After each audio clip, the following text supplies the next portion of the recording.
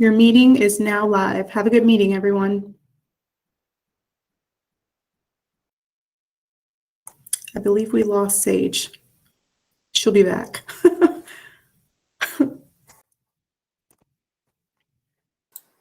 I sure hope so. For sure.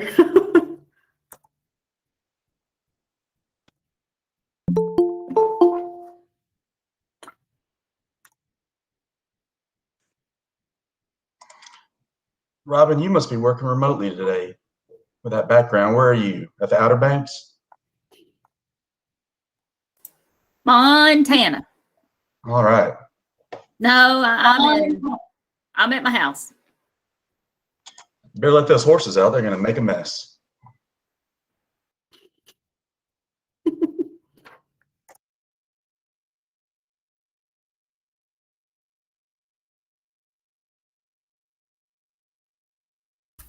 Christina, I did text Sage.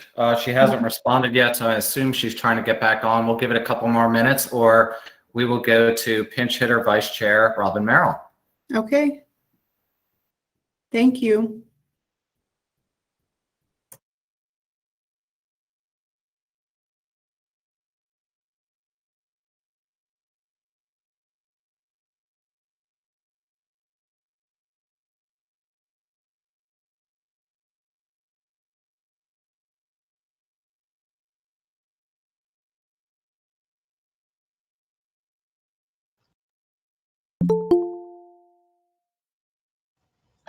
Whew. Good morning, everyone. I had a little technical failure there. Where are we at, Christina? We're not live yet, right? We are live. Yes, we were just waiting on you to re-enter. My apologies, everyone. I just had a technical failure, but I am here and I should be stable now. So welcome, everyone, and good morning. I am your new chair, Councilwoman Sage Turner. I'd like to welcome you to our March 25th Asheville Regional Housing Consortium Home Allocation Meeting. All committee members and staff are participating virtually. We appreciate your patience as we work through committee meetings a bit differently and occasional technical difficulties. We are streaming live on our Virtual Engagement Hub, which is accessible through the Virtual Engagement Hub link on the front of the city's website and also linked to this committee's page. We also have an option for the public to listen by phone. And for those of you who are out there with us today, thank you and welcome. We appreciate you joining us. I'm going to go through a roll call of all the committee members. We do have 6 new committee members, including myself today. Because we have such a long meeting, an important meeting, we're not going to take the time to introduce everyone. So I do want to welcome the 5 new members. And we're going to go through roll call. Just one second as I pull that up.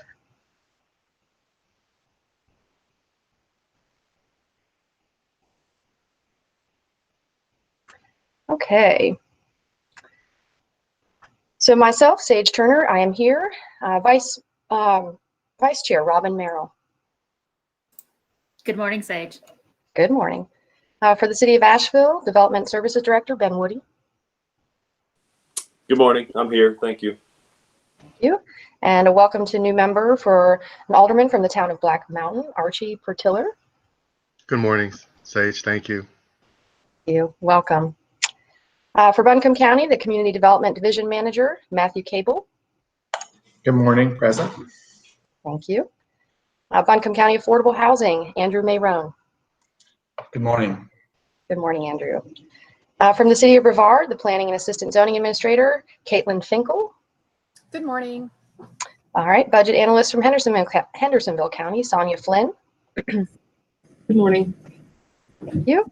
Also, Jacob Comfer from Henderson County. Jacob, are you with us today? Okay, let's mark Jacob as absent. We have with us the mayor for the city of Hendersonville, Barbara Volk. Good morning. Good morning, Barbara. Forrest Skilliam, returning member. Welcome back with Madison County. Are you with us, Forrest? Good morning. Good morning, Forrest. All right, from Mars Hill, we have Karen Kina. Please correct me if I... It's Kina. Kina. Thank you. Thank you, Kina. That's fine. Thank you, Karen. Mhm. From Town of Fletcher, we have Eric Rufa. Yeah, good morning. All right. Town of Montreat, Alex Carmichael. Alex, are you with us today? Okay, we're going to mark Alex as absent. Also from the town of Woodfin, Adrian Eisenhower, the planning director. Good morning. Good morning, Adrian. From the town of Woodfin, Jason Young, town manager. Jason, are you with us? Okay, we're going to mark Jason as absent. From Transylvania County, we have Kate Hayes. Morning, everybody. Great. Also from Transylvania, Alan McNeil. Alan, are you with us? Okay, I believe I have covered everyone. This is a very long list. If I have missed you, please speak up now. Great. Okay. As I said, as we got started, we have a lot to go through today. So just some general instructions. Please keep yourself on mute unless you need to speak. We have a lot of folks on the meeting, but if you raise your hand, I will be able to know that you're interested in speaking and we can call on you. All right, first up, we have one big agenda item today. So we're going to hear from staff about a staff report, and then we're going to move on into the home presentations. Paul D'Angelo, are you with us? There you are, Paul. You want to go ahead and kick us off with your presentation? I can, and good morning, Sage, and good morning, Robin, and good morning to the consortium. Thanks so much for being here for a busy morning. We really appreciate it. Everyone should have gotten a copy of the staff report. I am going to take just a couple minutes to go through a few things on the staff report, just so you all know how the city of Asheville, as the lead entity, takes a look at this and tries to do a good evaluation job on the criteria for home funding. So home investment partnership program funds provide formula grants to states and localities that communities use, often in partnership with local nonprofits, to fund a wide range of activities, including building, buying, or rehabilitating affordable housing for rent or home ownership, or providing direct rental assistance to low-income people. As in fiscal 2021, city management has asked that city staff make the home funding recommendations for the upcoming fiscal year to be approved by the Asheville Regional Housing Consortium and then approved by City Council as part of our annual action plan. Just taking a look on the staff report again with some of this evaluation criteria and the difficult funding decisions, we certainly try to take a look at eligible activity and meeting any kind of national objectives, limited funding. Right now this year, I believe we have close to 1.4 million, but about 5.5 million in request. We take a look at previous consortium county allocations, how the project impacts our high priorities unmet in the past 5 years, or the new priorities that just came out in our 5-year consolidated plan, organizational capacity and experience, taking a look at budget, measurable outcomes, duplication of services, clarity of application, and thinking in advance a little bit about the home funding of the second round. And also when it comes to CHODOs, where 15% of our home funds must be set aside for specific activities. Regarding this, I'll have an update on that, where at the bottom of that, it says that no CHODO applications were received. Hold your thoughts right there. We'll have an update for you in just a moment when we share the funding spreadsheet. We did take the time to list the consolidated plan priorities, the high and low that came out of this previous 5-year consolidated plan that just got put together. And so please take a look at those high and low priorities. And please note that each year CD receives requests from local agencies doing valuable work in the community. With limited funding, these funding decisions can be very challenging. CD strives to fund agencies in the spirit of partnership under the regulations of HUD and within the capacity of community development. For agencies not awarded in this funding cycle, CD is working on ways to assist to build the capacity of our partners and improve their chances of future funding. And with that, we've got our approximate allocations here. And then I will go to the presentation schedule in just a minute. Jonathan, if you don't mind, could you share the funding spreadsheet just to show our allocations? And Sage, we're just going to share those funding allocations quickly just to show a correction there. Give me just one moment. Sure. So unfortunately, with working with Madison County, their CHODO application was in a separate email that did not get seen until yesterday. So we have had a chance to evaluate the CHODO application from Madison County. So hopefully everyone can see this screen here. Originally, that their rural replacement housing for Madison County for the new construction there for home ownership was $165,000 request. It kind of just came in the traditional housing activity. Those fundings we can now move to the Chodo set aside of $205,614. So we'll have an extra $165,000 that could be allocated for these awards, and we're about $40,614 shy of our Chodo limit for this year. So I did email the board and vice chair, the chair and vice chair last night to let them know about this error. Chris Watson with Madison County has been super great about alerting us and letting us know that that application was still out there yesterday. So we were able to find that.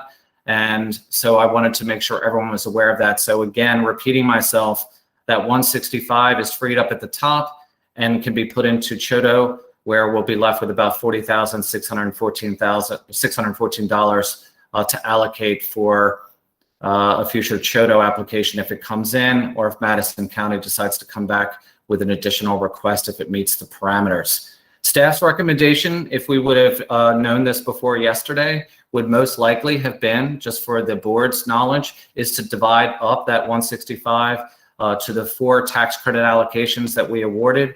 So an approximate, what is that, about $41,250 to each one. But as I alluded last night in my email to Sage and Robin, we will let you all take a look at that this morning. And other than that, I've got the presentation schedule up, and we have allotted 3 minutes for each of the applicants to do a verbal presentation this morning, and I can move on to those presentations if you would like. Thank you, Paul. Thanks for the update on the Chodo, and that would be great if we could move into presentations. Right. Give me 1 moment to bring up the presentation schedule.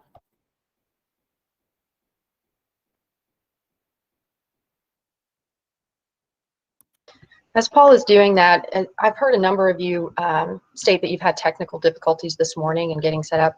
If anybody needs to reach out to me because they get stuck or frozen, let me know. We can pause the meeting and let you back in. And if I disappear, Robin, please take the helm. I'm having multiple difficulties.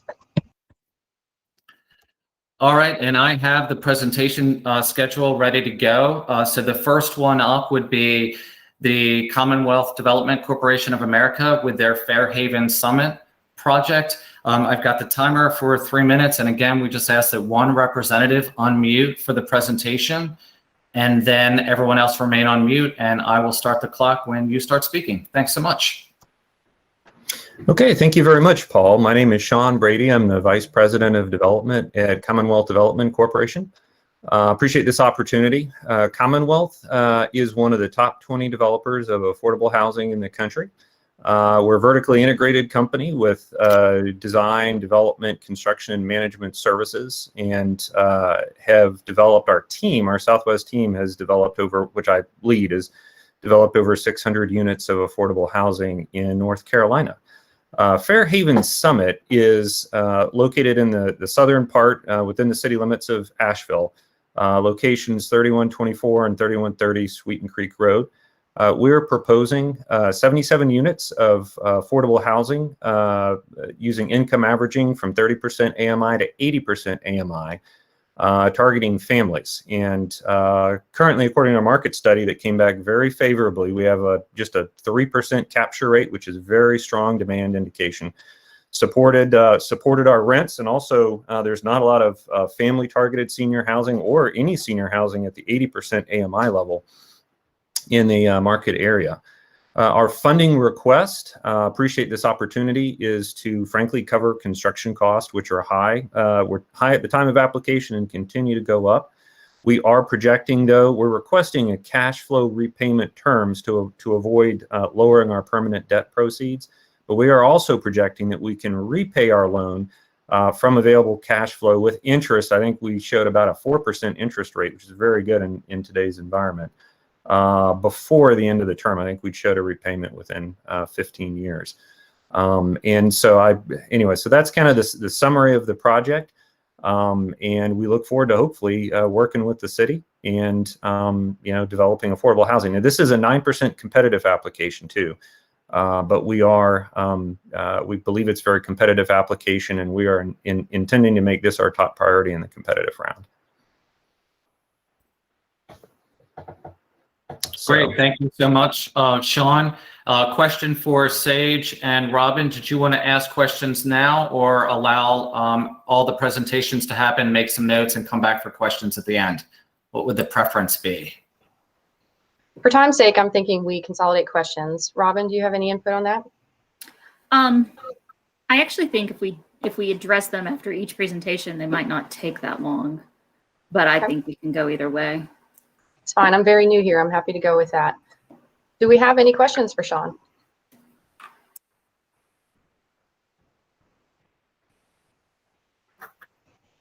Well, Sean, I applaud you in your efforts. Over a lot. Go ahead. In 3 minutes. Obviously skipped over a lot in the presentation, but I'm happy to answer any kind of questions in whatever detail the committee would like. Sean, this is Matt Cable with Buncombe County. Can you just speak to the per unit cost, looking at that compared to some of the other projects? It's I would say about $40,000 more per unit. And I think it has to do with the bedroom, the 1, 2, 3 bedroom combo, but can you just speak to the costs that might be driving that a little higher than the other projects? Yeah, absolutely. That's a great question. The 3 bedrooms do add to the total per unit cost. The other factor that's a challenge is probably not new in Asheville is the site work cost. That location is a great location with a lot of amenities nearby, excellent visibility, and good transportation accessibility. But the challenge is for a property that's already zoned for its intended use of multifamily, I think we're RM16, the topography is going to require, to be quite frankly, some retaining walls in order to make the unit count work. And that's what's driving our construction cost is site work cost. But that's an excellent question. We're doing what we can. I know we've gone through some revisions in our site plan trying to get those numbers down, but unfortunately that's been kind of counteracted by the rise in materials such as lumber that you may have heard of. It's hitting everything everywhere. Sure. And just for clarification, because in the spreadsheet, I believe it says Buncombe County, but this is fully within the city of Asheville, correct? That's correct.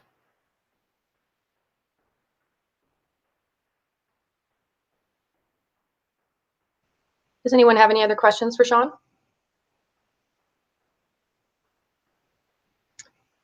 Okay, Sean, thank you for the information. All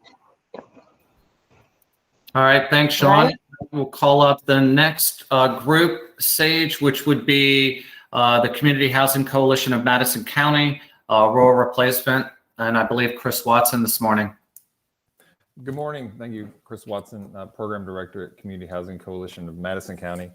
We're requesting $165,000 in CHOTO funding to start a rural replacement housing program. This program builds on our 20 years of rural repair programs here in Madison County and creates a new program that meets a growing need where we need to replace houses that are too dilapidated for folks to live in, but they are living in them. They have no other choices in housing, but they do have assets such as they own the land.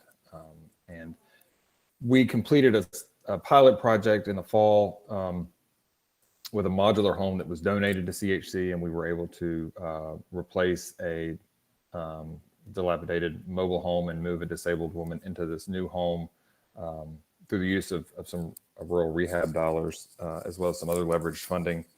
And we really, in talking to other communities around the region, this is a huge need. And we really want to create a program.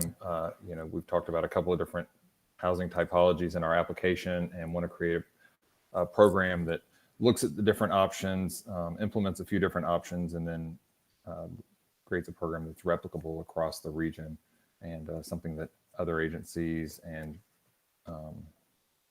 can build on and really meet this growing urgent need for our county and our region. Does anyone have any questions I can help answer? Chris, this is Andrew from Buncombe County, if I can ask a question. And the program you're describing is one that we've had a lot of interest in replicating in our area. I'd assume some of our other counties that have a lot of rural populations do as well. We administer home repair programs, and as you mentioned, those repair programs are often immediate in nature. But we've just run into an awful lot of cases of people who own their own land and own a home and really can't be served by a $10,000 or $15,000 repair. And we look for a model like yours. And so I'm really excited to see that you guys are pursuing this. I'm really excited to see that you've partnered with the Auburn Rural Design Studio. I've kind of admired their work for a while. My question is a little granular, but in terms of the home funds and how you structure this, I guess this agreement with the individual homeowners, is this going to be, is there going to be any kind of forgivable lien placed on the home?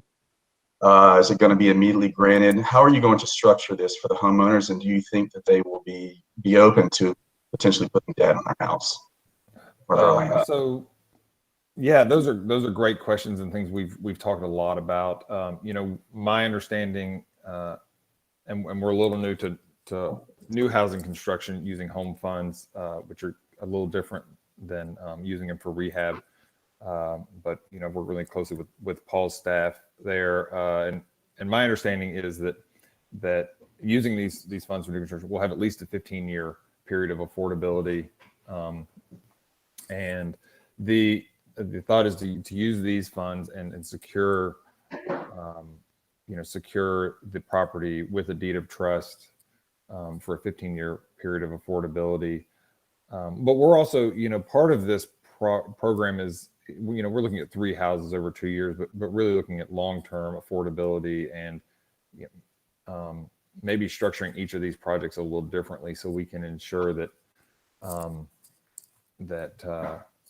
see if there's a way to incorporate a model that makes these units affordable beyond the 15 years. We've been told, ever since I started, we've been told people aren't going to want to put liens on their properties and liens on their homes because it's often generational land. And we ran into that. We implemented the state's essential single family program, which requires a 9-year deed of trust lien on the home. And we have had no hesitation from clients on doing that. And so that's been a really good indicator that people are open to, having a good house is the utmost important to them. And as long as we can do that in a way that's forgivable and doesn't cost them anything, then they're open to doing that. Yeah, and Chris, I want to be clear, I'm not in favor of program income from this type of work at all. We've long ago in the past, Buncombe County did some work like this and structured, as you mentioned, either a 15-year period that was partially forgiven or forgiven at the end, but did not place any kind of debt burden. And I think what that was to secure, that these individuals wouldn't turn around and sell the home that we built in a year, but we also wouldn't disable them. And, my experience, and I think maybe with some others as well, is often these are elderly individuals as well, who in some cases don't live out through the whole lifespan of it. But, I just want to be clear, I really like the program and would love to follow up with you guys if you're interested. I could show you some of the agreements that we've drafted in the past. But again, just really, really like this program and love that you guys are doing it. And I'll just say that we are kind of, this is a new chapter for us, but this program design is a culmination of working over the past year with Jeff Staudinger as a consultant to help us design this program and bring that expertise of home ownership and long-term affordability. So we feel really confident in doing that. Thank you, Andrew. So Chris, I have a question for you, and I too am really excited about you bringing this model to Madison County and know firsthand the need for replacement homes and not just rehab. You saw from Paul's presentation earlier that there's a remaining $40-some thousand of CHODO funds, and it looks like you've requested about $55,000 per unit. If ultimately, in the course of this year, we will have to award that remaining $40,000 to a CHODO. And there aren't that many within the home consortium area. My question to you is, do you think that you could eke out another unit with that 40 or fundraise to make up the difference? from that $40,000? Yeah, I've been thinking about it over the past day when we just kind of got these numbers, and I think that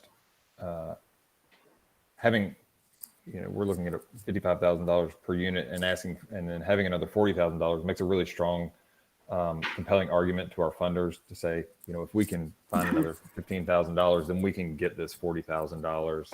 And so, it's still a part of the program that we're working through is the other funding mechanisms to complete the unit, because we're looking at $75,000 to $125,000 of cost per unit. And so, I think that's, people always love to see matches. Funders always love to see matches. So I think my thought is we could be successful in finding that money, especially knowing that there's $40,000 out there. Thank you.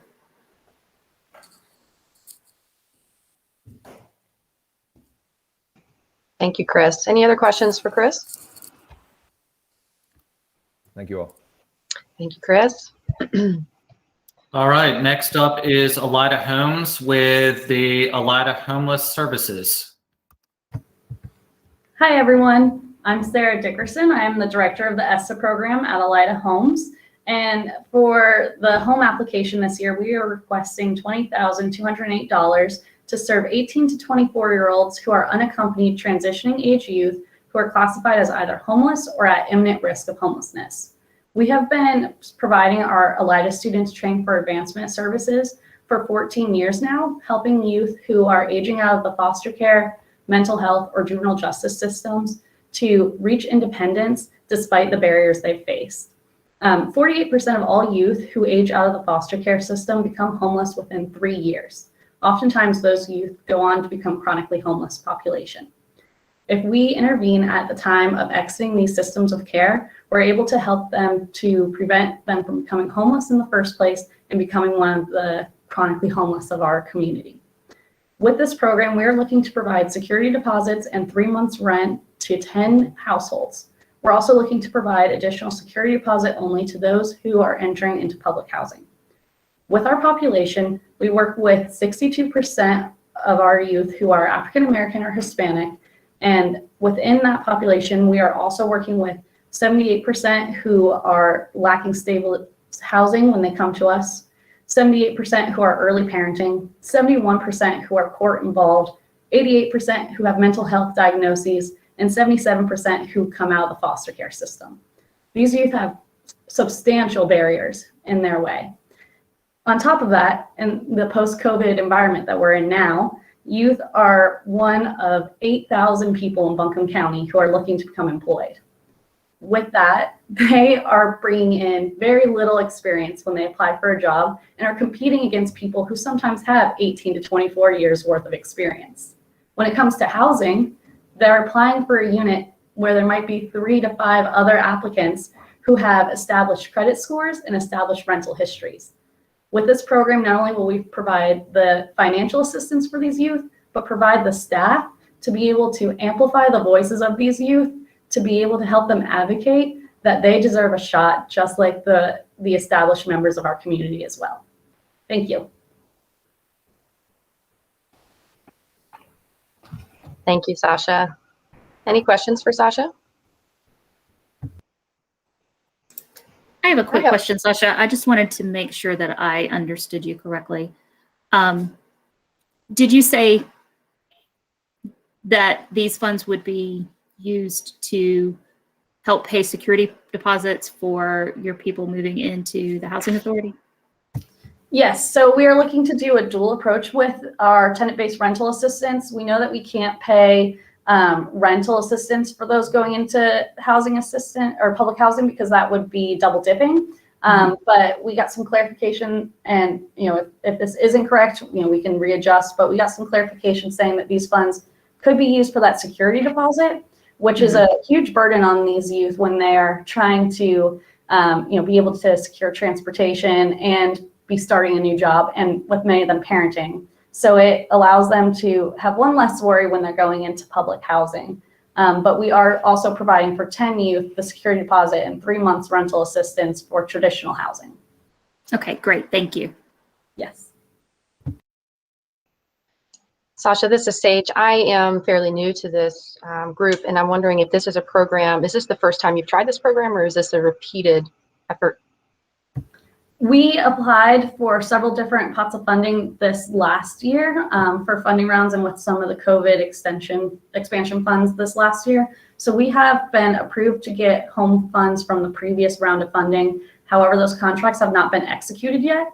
And those would have been our first time doing those, but we've now had a year of working closely with Emily Ball, who is the one who works with us and is our representative, and working closely within the coordinated assessment meeting with individuals from HelpMate and from Homeward Bound, and learning from them and working on getting this up and running. So right now we've had lots of time to be able to go and meet with landlords, talk to them and say, this is what we want to do, and this is what we're trying to make happen. And we've had responses from landlords, and we've even found that some of our staff and other departments here own some condos and are very excited to be able to say, yes, I'm going to rent these units specifically to the youth you all are working with. So we haven't been able to provide tenant-based rental assistance before, but we have been approved previously for funding.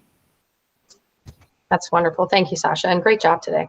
Any other questions for Sasha? Sasha, this is Matt Cable with Buncombe County. Just for some clarity, looking at your total project budget, when you indicated 10 individuals will be assisted, is that 10 individuals just from the home funding, and there's an additional pool beyond that with the rest of the budget? Can you speak to kind of the whole number of anticipated recipients of support through the program?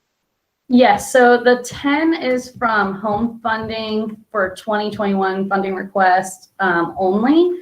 Our previous home request was 14 households.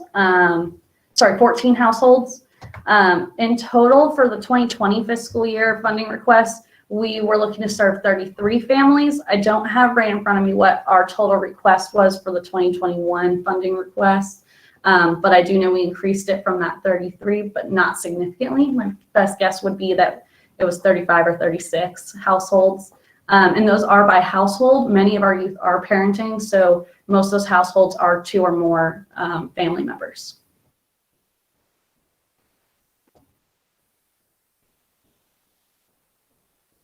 All right, thank you, Sasha. Any other questions? Okay, we appreciate you, Sasha. Thank you. Paul? All right, next up we've got HelpMate with rental assistance for domestic violence survivors. Good morning, everyone. Are you able to hear me okay? We can hear you. Thank you. So I'm April Burgess Johnson. I'm the Executive Director for HelpMate. We're a nonprofit that's provided safety, shelter, and support to survivors of domestic violence here in Buncombe County for 42 years. We offer an emergency shelter plus a host of supportive services, including housing-specific case management. We serve about 3,300 survivors each year, making us the largest domestic violence service provider in Western North Carolina. And we serve the greatest number of survivors per capita among any of North Carolina's largest counties, and about a third more than the statewide average. Although this is our first application for home funding, we're completing our 4th year of administering rental assistance funding, including through other programs like the Emergency Solutions Grant, including that COVID-specific allocation they had this year, the Office of Violence Against Women through the U.S. Department of Justice, and the HUD Continuum of Care program. Combined, these programs represent nearly a quarter of HelpMate's budget, which is evidence of our commitment to this important work. We choose to engage in housing work because we know that domestic violence is a leading cause of homelessness among women and girls, and it's a significant contributor to childhood poverty and hunger. Lack of available shelter and housing for domestic violence survivors correlates with high rates of domestic violence homicides, which is important because over a 10-year span, Buncombe County consistently ranks among the top 3 counties in North Carolina for domestic violence-related death. Even though land has been acquired to expand HelpMate's emergency shelter, we know our current shelter is undersized to meet our community's need. Last year, we sheltered 215 people from 147 families, which is a 22% increase over the prior year. But due to lack of space, we had to refer 295 families, twice as many as we sheltered, to other local communities. So we're exporting victims from Buncombe County into the often smaller counties around us. These are the highest needs of families in our community. 92% of the people that we shelter are at extreme risk of homicide. 98% are low income, very low income. 40% of people are people of color, and 12% are disabled. To address this overwhelming need, we're growing our housing programs so that those families who don't need the extreme level of security that's provided by our emergency shelter can get quickly housed in the community, escape their abusive situations, and set up new safe homes. Last year, we provided housing through just rapid rehousing through the Emergency Solutions Grant. That sliver of our funding housed 11 people. 100% of those have retained housing for more than 6 months, and 100% who have been in housing for more than a year have retained it for over a year. Our request for $309,912, goodness, that's a mouthful. It'll help us to house another 25 families, which includes 51 people, adults and children. We have a companion application pending for hearing tomorrow for CDBG for a housing case manager to help us administer these funds. And we'll also provide full wraparound services to survivors who are housed to ensure that they have ongoing safety, support, and housing stability. We'll use the funds allocated to cover security deposits, at least 6 months of rent, utilities, and moving expenses. So thank you for your consideration of our request, for the important work that you all do, and I'm happy to answer any questions you have. Thank you, April. Yeah, April, I have one quick question. This is Andrew, and I guess forgive me if this is answering your application. We've had conversations recently about, I think, what you've described as a phenomenon of I guess, an increased need during COVID, and often people being abused, staying with the abuser because of housing instability and not being able to access housing until hopefully they get through this pandemic. But my question is, I think it came from the conversation we had, is that often you try to site people in housing, sometimes out of this area. Can these funds be used only in Buncombe County, or could you support someone to find housing in other consortium areas? In other words, would this be eligible in Henderson, Transylvania, or Madison as well? We would love to be able to support people who are able to move out of Buncombe County to do that. Honestly, it's hard to find, as you know, it's hard to find available units here in Buncombe County. So when people have the flexibility to be housed in surrounding counties, then we absolutely support them with the search and the placement process, and we'll continue to provide wraparound services to them for as long as they continue to want or need those services. And I'm glad that you kind of raised the question about COVID impact. We've seen very high need folks come to our shelter. We've seen our shelter requests go way, way up this year. And we've seen the need for housing programs to go up this year. And that's even though domestic violence survivors have been, during the various stay-at-home orders, kind of trapped inside their homes with their batterers, often without the escape of work or school for the kids. And there was an article that came out last month in Time magazine that talked about the shadow pandemic, that how a lot of domestic violence survivors are just sort of knuckling down and dealing with the abuse because they've been scared for their health to be able to leave. And as vaccines become more widely available and folks become more mobile and the unemployment rate starts to go down and people are able to get employed, then survivors are leaving in higher and higher numbers. So that's a informative piece for us as we continue to expand our housing programs, is we know we've already seen an uptick in demand, and we're bracing for a spike in demand as people become more mobile, as hopefully pandemic conditions continue to improve.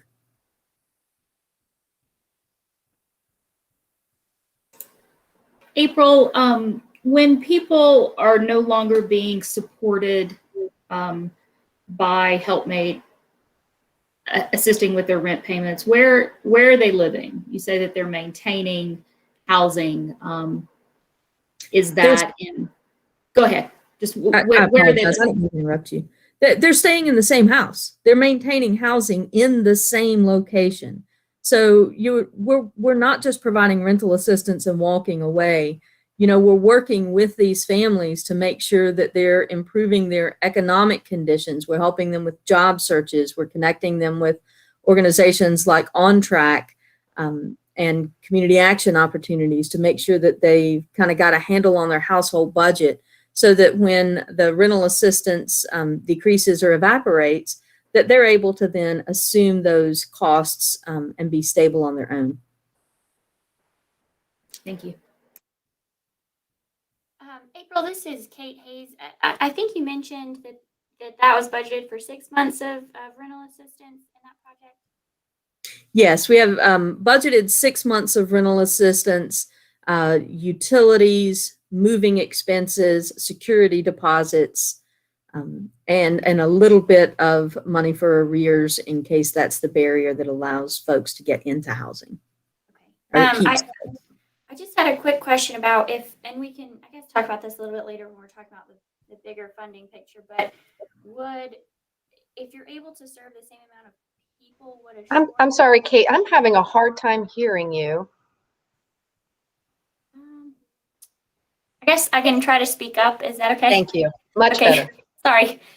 So, April, I'm just wondering, would a shorter time of rental assistance be meaningful for those people you're serving as well, or is 6 months kind of your target for who you're serving? 6 months is our target for this program because we know that there are some folks who have needs that can't be addressed in that shorter 3-month time period. We know that especially domestic violence survivors, when they first come to us, there's often court proceedings that are going on. They're having to find not just new housing, but often new child care and, address all of those other surrounding issues that are impacted by that battering experience that they've had. And our worry is that if we do too short of a duration of assistance, that it'll negatively impact families. If you've got court dates every week for a month and a half, then it's really hard to have sustainable employment that produces enough wage to meet your rental obligations and your other financial needs for your household. Whereas if you extend that assistance a little bit longer, then some of those other crises can be addressed in the early period, and then we can really focus on some longer term sustainability for these families. So that's kind of our logic model behind it. Okay, thank you. Sure thing. Ben Woody, did I see you had a question? Yeah, I think Kate actually asked the question I was going to ask. I do want to say, first of all, HelpMate does great work in the community. I know that.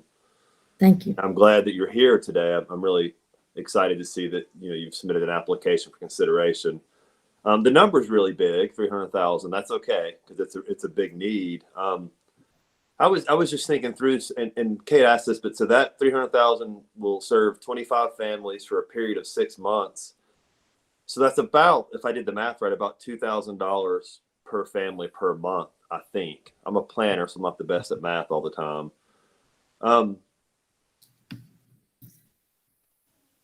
Is there instances where maybe that can that $300,000 go farther than 6 months for some families? I mean, is there some like variability in how those funds are used and what are the accomplishments? I'm just kind of curious about how that all gets budgeted out. I guess I want to understand a little more about the number and the families and Sure, absolutely. Yeah, so yes, we always determine rental assistance amounts based on the need for the family. And so we've got that paced out. I'm sorry, my screen has frozen. So now I can't see the number of how many bedroom units we had. But we paced it out to have essentially a number of 3-bedroom, 2-bedroom, and 1-bedroom houses and the various costs that are associated with that. We use fair market rent to come up with that structure. And so that's sort of how we arrived at the budget.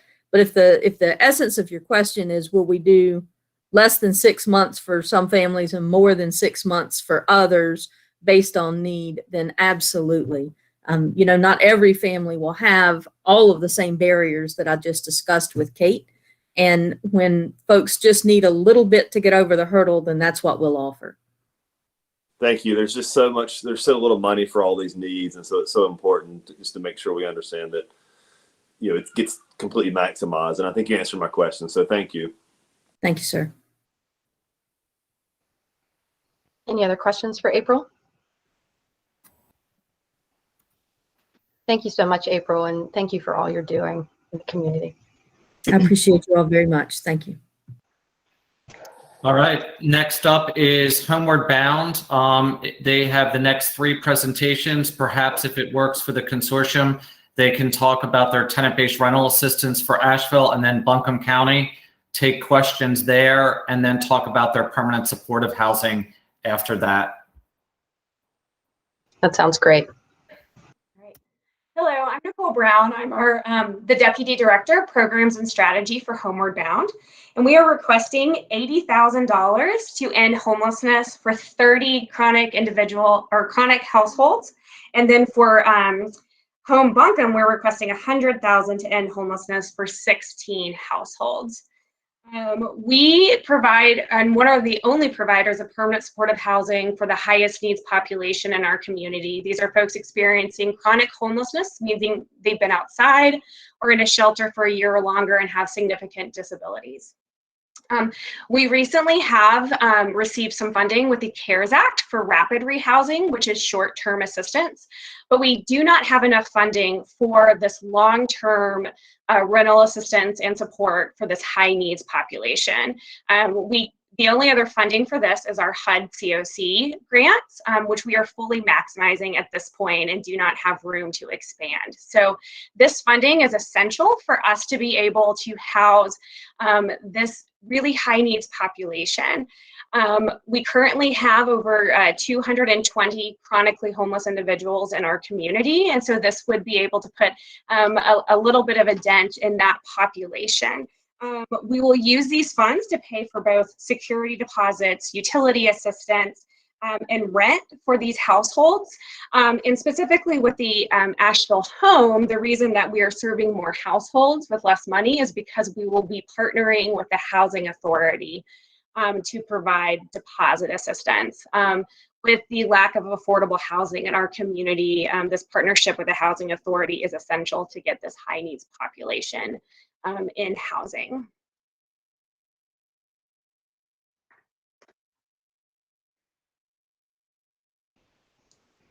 Any questions for Nicole about this particular part of the application? Okay. Do you want to continue on with the next chunk? So next would be yeah. the permanent supportive housing. I'm assuming Santiago. Yeah. Hi, good morning, everybody. My name is Santiago Selli. I'm the Facilities and Housing Development Director here at Homeward Bound. Our mission is to prevent and end homelessness through housing and support. And since 2006, our philosophy has been housing first. So when you provide a decent, safe place for a person to live, then you can take care of other necessities of life after that. So for a couple of years now, Homeward Bound has been looking for a site or property to develop a 80-85 unit complex with, again, 80-85 permanent supportive housing units with on-site 24/7 staff that can provide wraparound services, supportive services, and security, and any other supportive services that are necessary for these folks to be successful at maintaining these housing units and, again, taking care of their needs in life. As a lot of you may know already, we have been under contract to purchase a Daisy Hotel on Tunnel Road, and we have applied for $500,000 in home funds to help us with the renovations/construction stage of this development. Again, the complex will have 85 permanent supported housing units. They are efficiencies, with also space for staff, offices for staff, supportive case managers, other administrative staff, and also space for other community service providers to come in and provide services on a frequent basis. Yeah, I hope that's kind of it on a nutshell. I don't know. I'll be happy to take any questions.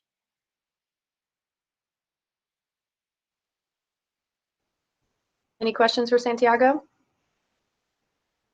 I'm very excited about this project and the work that you all are taking on, Santiago. Thank you, Sage. Appreciate it. No questions? Okay. All right, thank you, Sage. I will, with that, we'd go on to the Housing Authority of the City of Asheville for their tenant-based rental assistance. Hi, can y'all hear me? We can hear you. Hello? Yeah. Hi. So sorry about not having an actual camera up here, but good morning. My name is Alex Ruiz. I'm the Tenant Outreach Coordinator with the Housing Authority of the City of Asheville. While the Housing Authority has been requesting and administering this project for several years now, this will be my first time presenting before this board, and I very much appreciate the opportunity. I'm here today to present the Housing Authority's application for $100,000 in home funds, which, if awarded, would allow the Housing Authority to continue meeting the needs of low-income, very low-income, and extremely low-income households in Buncombe County by addressing the local and regional need to address chronic homelessness and increase affordable housing opportunities. Funds will be used to assist our residents in exercising mobility options, which would allow them to access the housing of their choice, hopefully moving them from areas of concentrated poverty in the project-based voucher developments into more high opportunity areas in the private rental market with their tenant-based vouchers. This would be achieved by providing them with gap funding for security deposits and utility deposits. Gap funding to our voucher holders this go around will be made available up to for an amount of up to $1,000 for 1 and 2 bedroom households as well as efficiencies, and $1,500 for 3 bedroom households and larger. By assisting our tenant-based voucher holders, primarily those coming out of our public housing units, directly with this funding, we will expand opportunities for approximately 80 households with limited financial means and other challenges to access private market rental units in higher opportunity neighborhoods. And as these tenant-based voucher holders move into private market units and out of the project-based voucher units, those approximately 80 units would that are being vacated would then be freed up for others on the Housing Authority's public housing wait list. For reference in terms of the level of need for this kind of assistance, the Housing Authority has administered similar TBRA funds in the past and has never had any difficulty in expending them for all the eligible applicants. And while using some funding from the Federal CARES Act for this purpose in the last year, we successfully funded some 92 households between July of 2020 and January of 2021, totaling over $114,000 in assistance. And the need was still not entirely met for all households. We are hoping that with the new caps of $1,000 and $1,500 respectively, we'll be able to spread that assistance across a greater number of households who are pursuing their mobility options. Thank you so much, and I'll be glad to answer any questions to the best of my abilities. This is Andrew. I have a question that may be better addressed by City of Asheville staff, and it pertains to, I think, all of the rental assistance applications.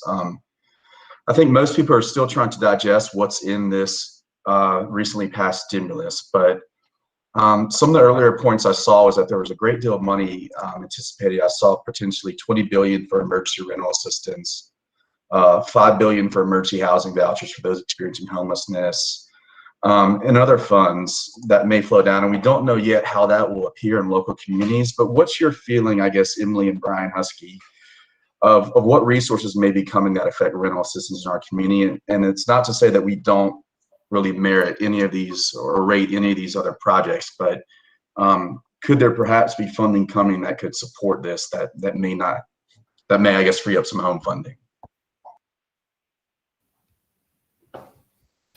I'm sorry, was that question to me or to the Asheville City staff? It's the Asheville City staff. It's more of a general question for the rental assistance and what resources they anticipate coming down. Gotcha. Thank you so much. Hey, I'm not sure if Brian is on this call, but I think that's a good question. And speaking for myself, I think the answer is I don't know yet. We don't know. I think it is exactly right that we have a major opportunity on the horizon with a lot of federal funding that can do similar activity. I would say we also have a major need in our community. So I don't know that my own recommendation would be, treating that as sort of a replacement opportunity. But I guess ultimately, I think we just don't have enough information yet to really answer that question. Thanks. I'm sorry for making you turn on the camera, Emily. And this is Matt Cable again. I did have a question, and this is, again, I think for city staff just on this project. And looking at the packet of materials, there was missing budgetary documentation so that we could get an idea of the full scope of the budget. Did you receive that? Or can you speak to that, either the applicant or the city staff? Christina, I'm going to flip to you on that one if it's okay. I believe we have a full application from them. And I believe they would. Sorry, what did you say? If you heard that question about the budgetary not being a part of the application, but we did receive it from Homeward Bound for this application, I believe. And Matt, feel free to repeat your question. Yeah, please, if you don't mind. Sure. In the packet of documents we were able to download for each of the applications, there was a document. So we were able to see the full budgetary documents kind of for each project that showed the full scope of the budget and how the home funds worked into that. And there was a file indicating missing budgetary documents that the city had requested budgetary documentation from the agency. And they had submitted a financial audit.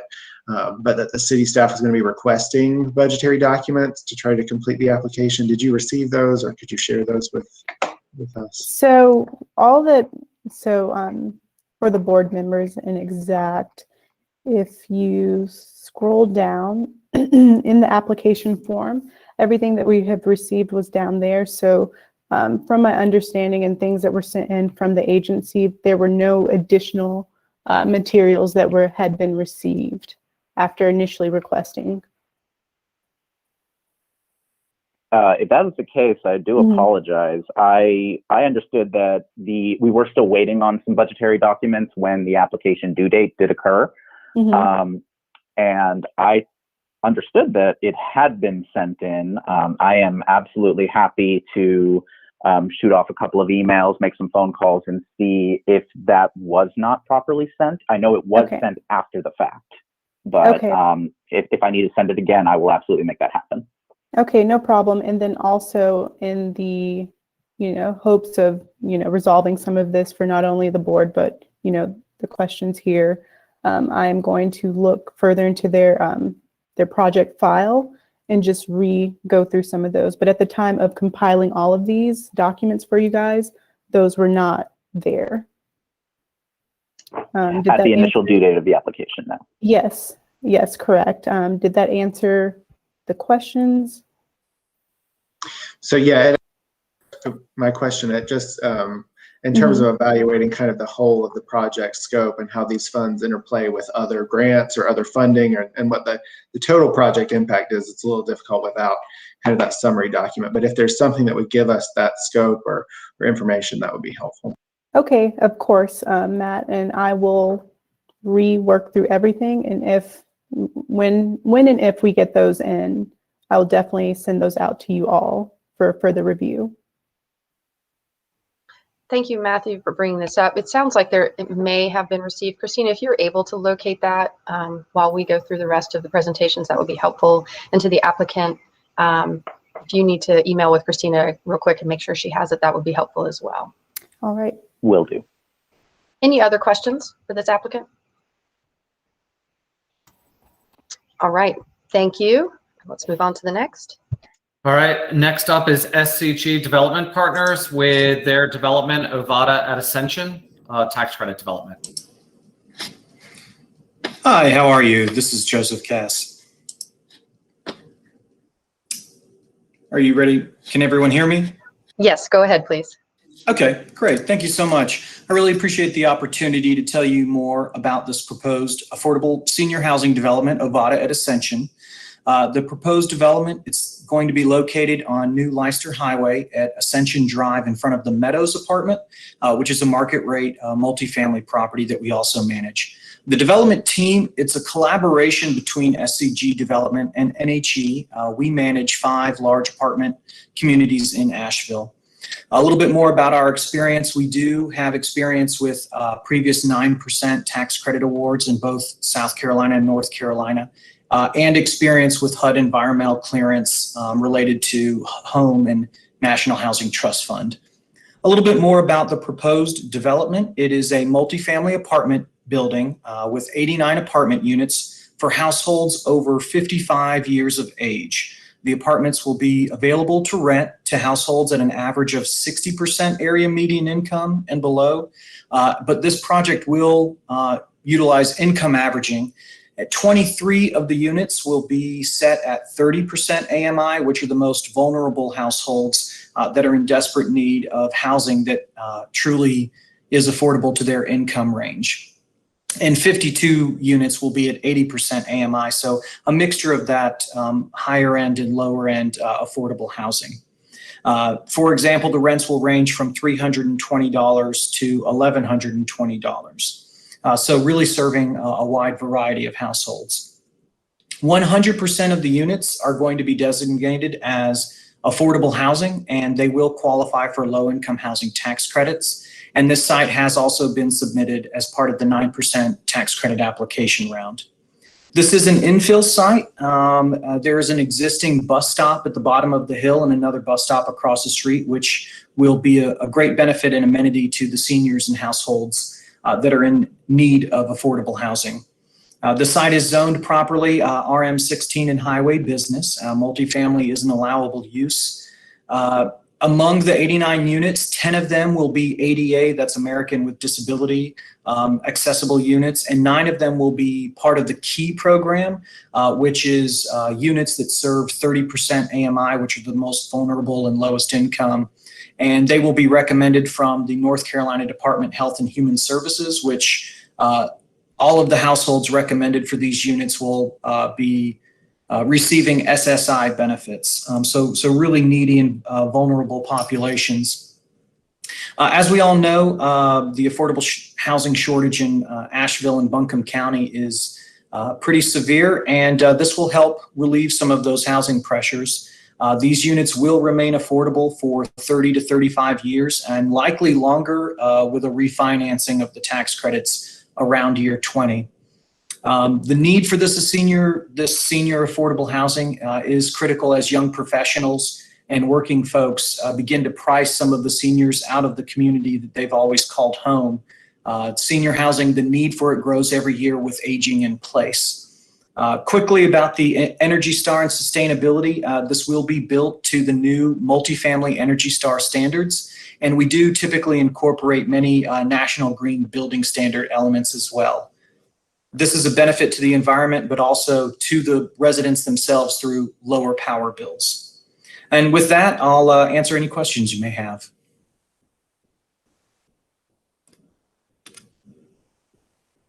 Any questions for Joseph? I will say we call it Leicester around here. Yeah, I've heard Leicester, Leicester, Leicester. I guess it depends. Leicester. Leicester. Leicester. Any questions for Joseph, though? Great. Thank you, Joseph. We're going to keep moving to the next one. We appreciate you being here. Thank you. Next up, Sage, is Volunteers of America with Laurel Woods 1 and Laurel Woods 2.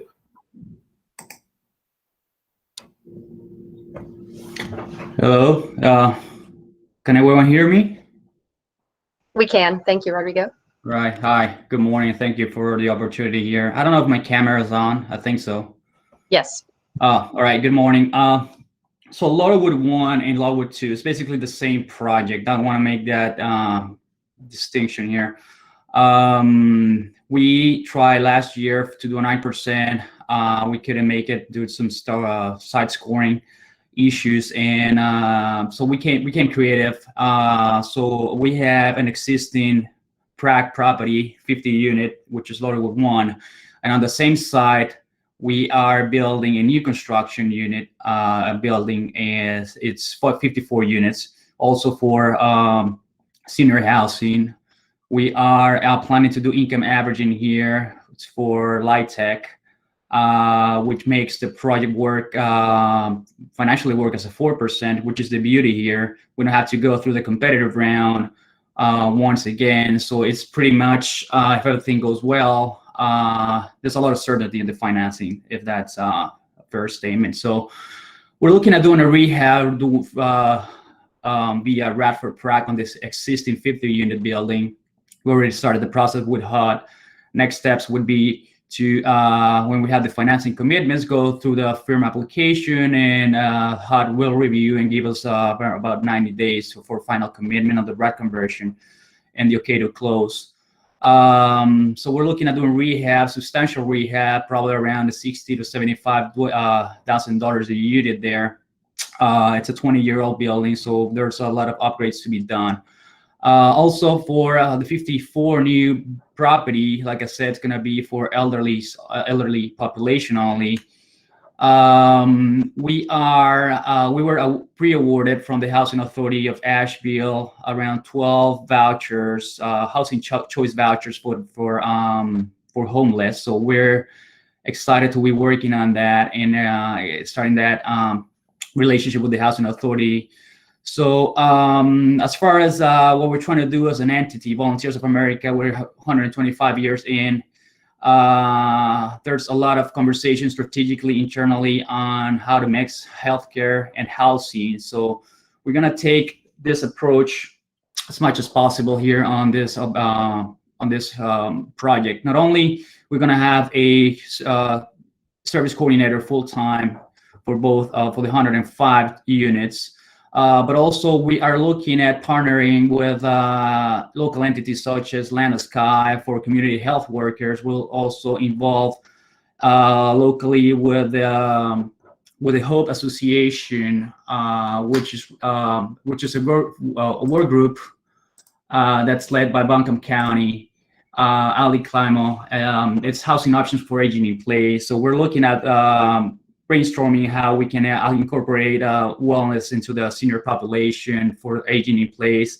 As part of our new developments and new and rehab work that we're doing recently, we're trying to innovate, include technology as part of the health well-being component.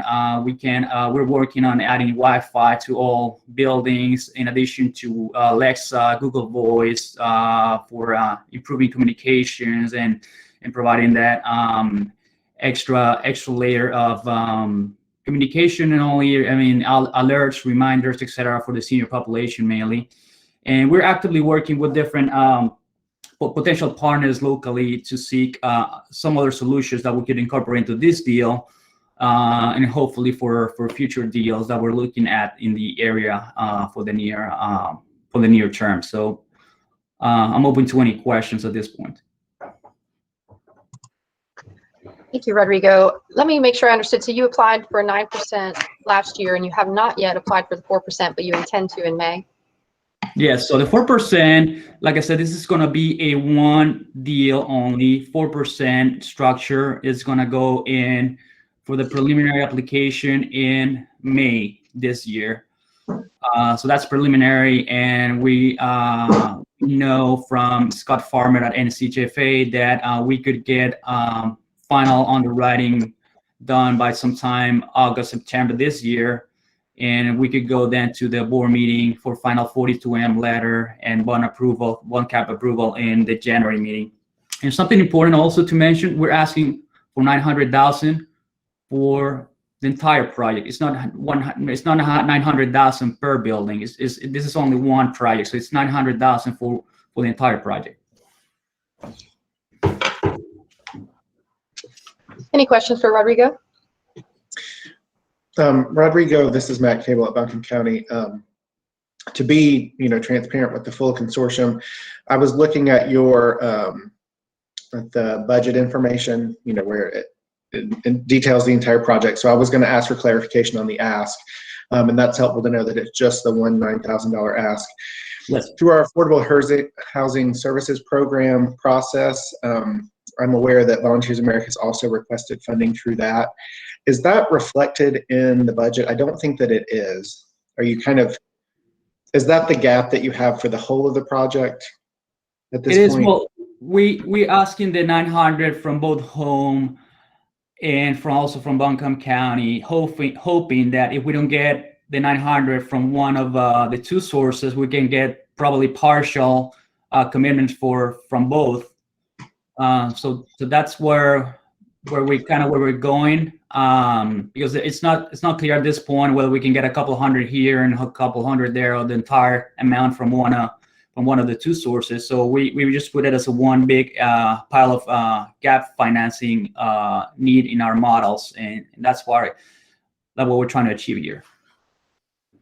And just as a point of clarification, and you can speak to this some, will you, for our other regular LIHTC projects, that's a competitive process and in a different way than the 4% projects are. Can you speak to kind of how that is different, considering that you applied for the 9%, which you didn't receive, and now you're going for 4%?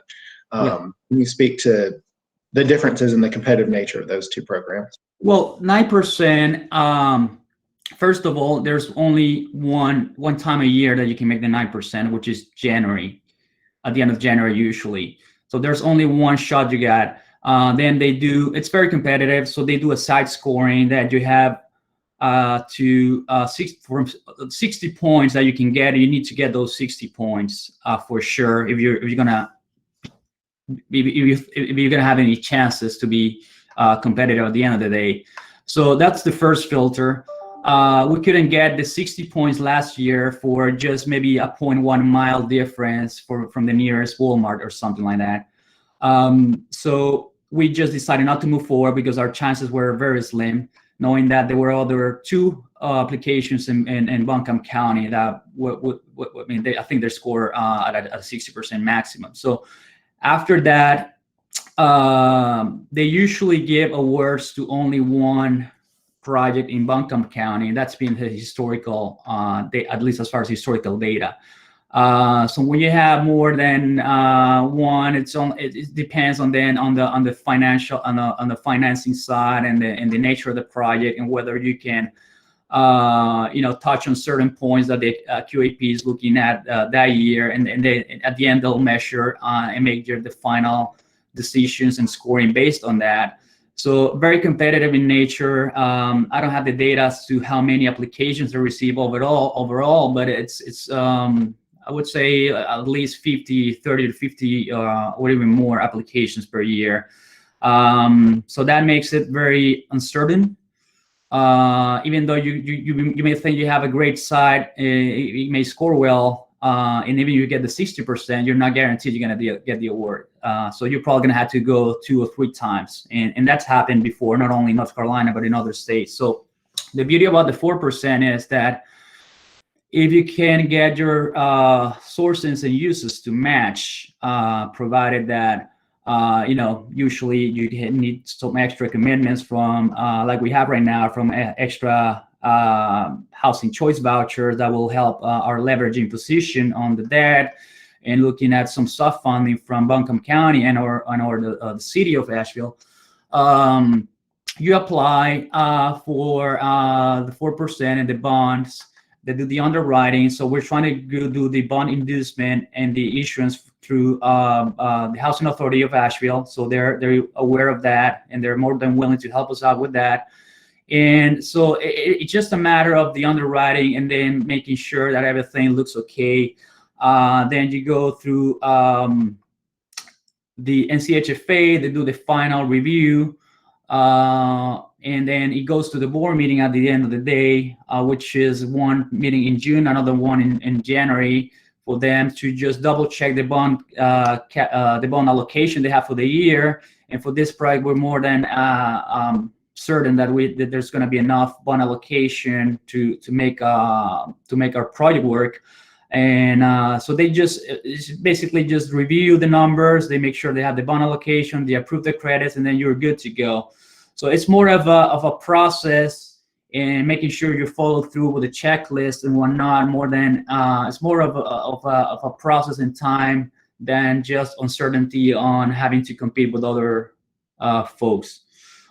If you ask me about the bond cap, that's very low risk. We haven't seen any projects that will not get a 4% allocation due to bond cap limitations. Thank you, Rodrigo. I see Ben Woody has his hand up. Thank you. Quick question, Rodrigo, maybe more of a clarification. So LW2, I think, is targeted to 54 units for senior housing. So yes. LW1 is 50 units, and it's got a mix of incomes, but the resident mix of that is not limited to seniors, correct? It is. Okay. Everything is limited to seniors. So LW1 is Laurelwood 1. It's a PRAC, existing 202 project. It's 100% senior. Okay. So everything LW1 and 2 are targeted towards seniors. Okay. Yes. Thank you. Rodrigo, and I know we need to move on to the next presentation. To clarify for the rest of the board what Matt described is that this project has applied for funds from Buncombe County. Our process will certainly wrap up before the end of July, or rather June. So I think by the next time this committee meets, there will be probably full clarity on the commitment, if any, that they get from Buncombe County, and perhaps it's all 900,000. Just want to say that, and I do want to quickly ask, so are you going to pursue any money from the City of Asheville's Housing Trust Fund at this moment, or are you going to wait to see how these two applications resolve? I think we're going to wait initially to see, because I know I've been in conversations with Paul, and I know that we're trying to get some more funding for the Housing Trust Fund. So I think that's kind of an ongoing thing, and we would like to see where we are with these two applications and see if we're going to need anything else from that source. Okay. Well, thank you. I just want to say, Rodrigo, I know you guys have been trying to push this project for the last 2 years, and it's been hard to find someone to put a stake in it. We do appreciate you guys pursuing this project, and I want to also call out, and I really appreciate that you guys have done this, and I would like to see all the other multifamily guys do this, which is we have these kind of two conversations in these meetings of people producing units, and then we often hear from folks like the Housing Authority who are having difficulty finding units. I really appreciate that you've made an effort to contact the Housing Authority and fulfill that need of finding housing for folks who have rental assistance but can't find good housing. And I would hope that's a precedent that some of the other new construction developers will follow in.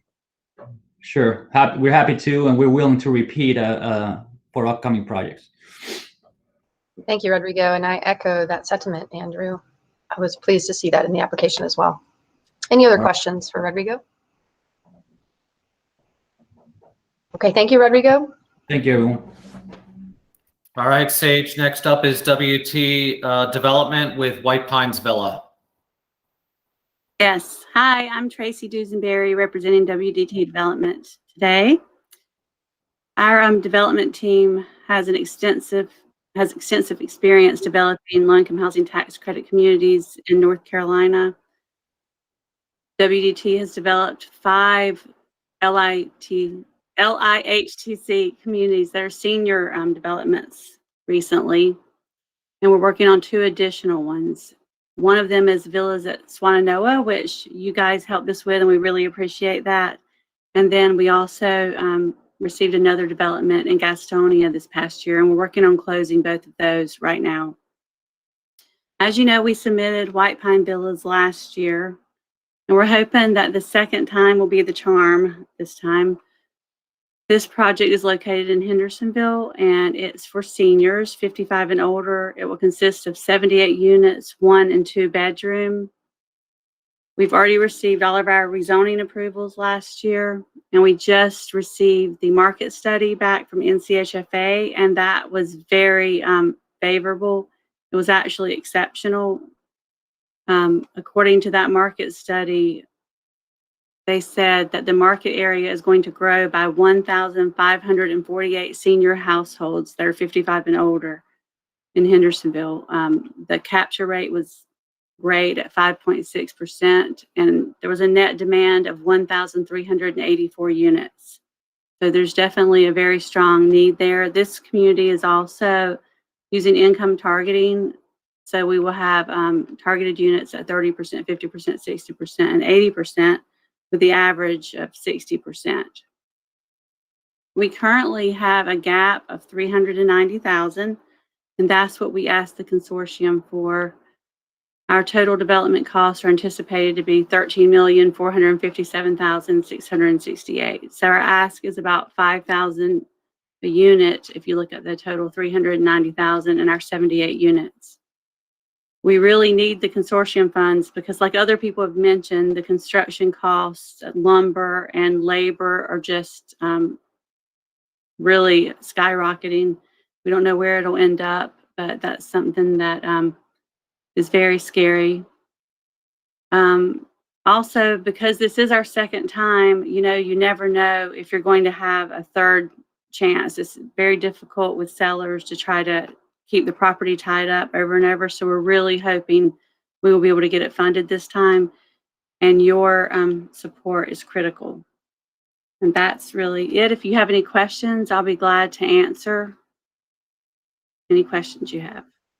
Thank you, Tracy. Any questions for Tracy?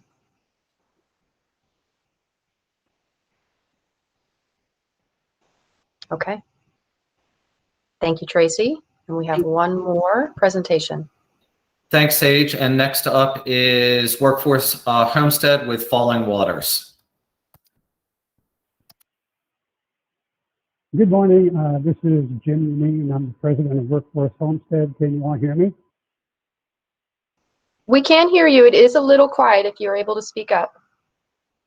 Okay. Yeah, I will do so. I'm sorry. I'm at the, one of my job sites. I'm actually at the Amaranth site in Candler, which received some funding from the city of Asheville.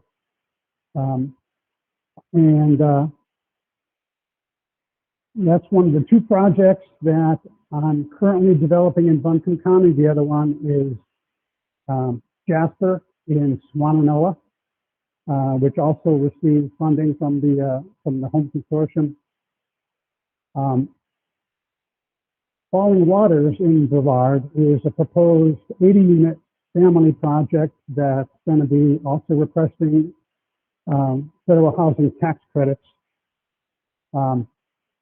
This application year is actually the fourth year that I'm applying for credits, and consider myself really lucky that the property owners have kind of hung in there with me to continue to extend the contract. But I'm particularly optimistic for our chances this year because of the revisions to the qualified allocation plan that were enacted for 2021, which in particular would favor applications in counties like Transylvania. Specifically, there's a provision in the qualified allocation plan that addresses tiebreaker situations, which is kind of the norm at this point in terms of how most awarded projects get decided, because when the final scoring is computed, all applications are essentially scoring the same or perhaps separated by 1 or 2 points at the most. So the tiebreaker is really critical.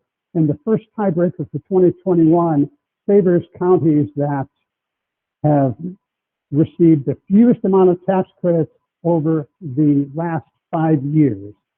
And of course, Transylvania County hasn't received any over the last 5 years. So Falling Waters would be in a particularly advantageous position as far as when the tiebreaker is applied to separate winners from losers.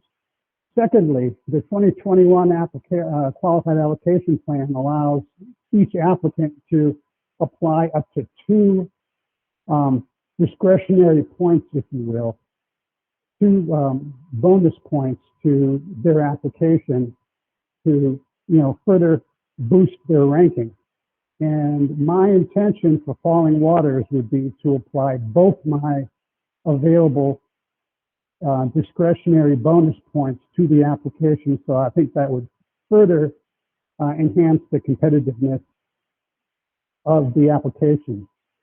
The market demand is through the roof.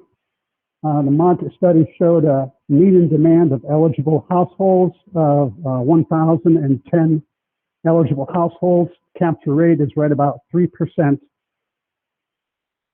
And I'm also going to be using income averaging, targeting households earning 40, 50, 60, and 80% of the median income. I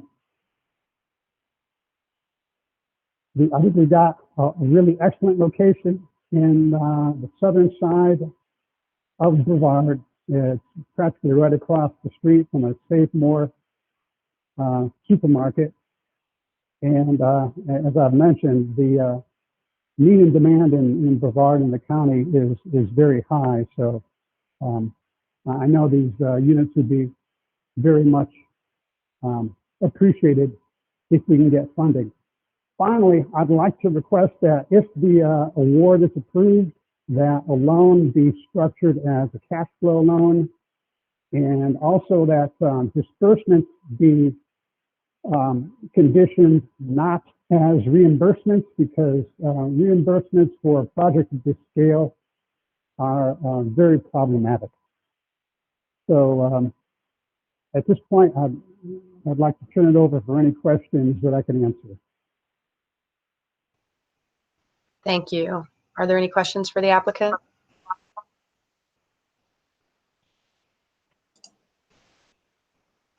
Jim, this is Matt Kay with Buncombe County. Just for clarification, and not being familiar with, potential funding sources for Transylvania County projects, this is your gap, obviously, that you're requesting, your anticipated gap in funding. If, full funding wasn't available for this gap, do you have alternatives?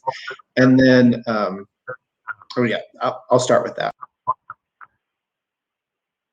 Yeah, I'll be turning to the Housing Finance Agency and requesting even more rental production program loan funds than I currently plan to request. So, excuse me, that would be kind of an alternative if my full funding request cannot be fulfilled. And then a second question, and this is actually probably since we completed, with your presentation, the presentations on the construction projects. Do we have any indication from the other applicants, since you highlighted this, specific kind of funding structure you were seeking, Jim? Do you have any indication from the other construction applicants about what kind of, loan structure they were seeking or repayment schedule? And will we be evaluating that? I know there was some discussion about that at a previous meeting.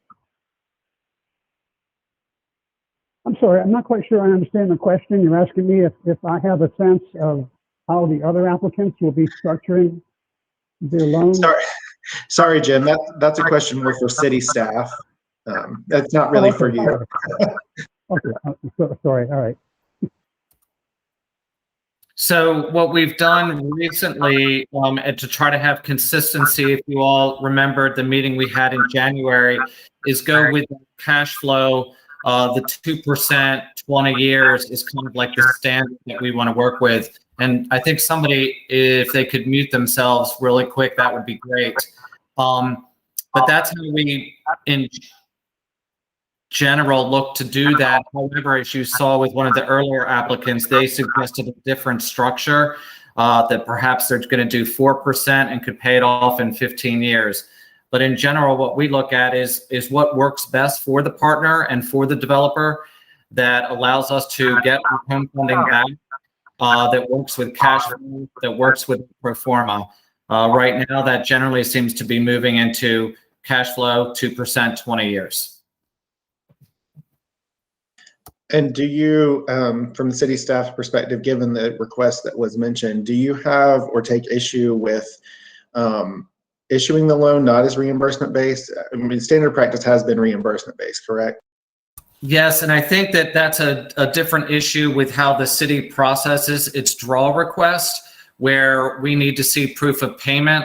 Other municipalities, I think, do it different, and that's where we're in conversation with Jim, and I've promised to try to take a look at that when we get a moment to see how other municipalities handle home loans to tax credit developers and how their reimbursement and payback looks like. So I think Jim moved to kind of like a discussion that we're having about the city's internal process for reimbursement versus general reimbursement. Thank you. I just, since he had brought up those kind of issues, that just brought that to top of mind. Thank you. Thank you. And I see Sean, you have a hand up. Yes, thank you. This is Sean Brady with Commonwealth Development. I just wanted to clarify for everybody that Commonwealth has also requested a cash flow repayment structure for Fairhaven Summit, but I think the confusion is we propose in our repayment out of available cash flow, not just repaying the city its principal, but also including a 4% interest rate on the total repayment amount. So I think all of the applicants are asking for a cash flow repayment. Otherwise, if we don't receive that, then it's going to reduce the city's home assistance will reduce the permanent loan proceeds for those projects because it would be carried as hard debt. Thank you for that point, Sean. Any questions for Jim, the current applicant? Okay, I think we have now heard from everyone. Thank you to all the applicants listening and for their presentations today. We're going to move into the part of our agenda where we have a group discussion and show of hands or wave your hand. Do you need a 5-minute break? Anybody? Okay, we need a 5-minute break. It is 12:02. We're going to come back at 12:07. Please stay connected, turn your cameras or mics off as needed, and be here at 12:07. Thank you.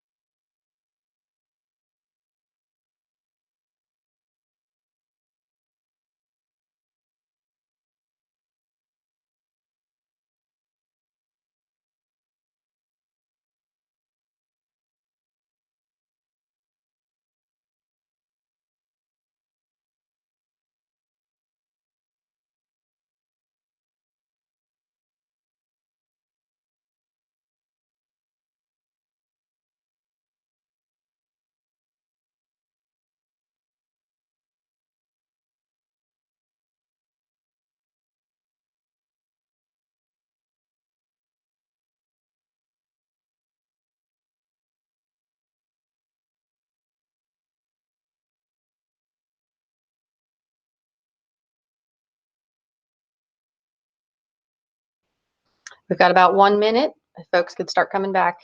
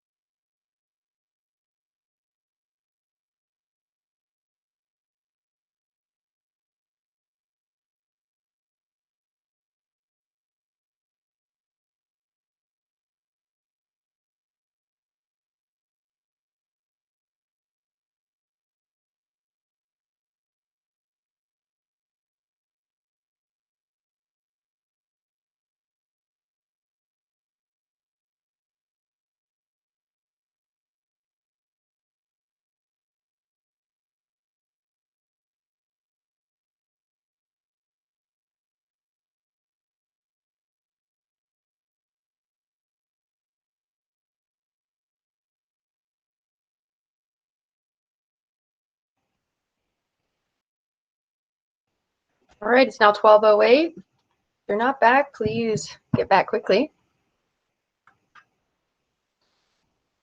I still see a lot of icons.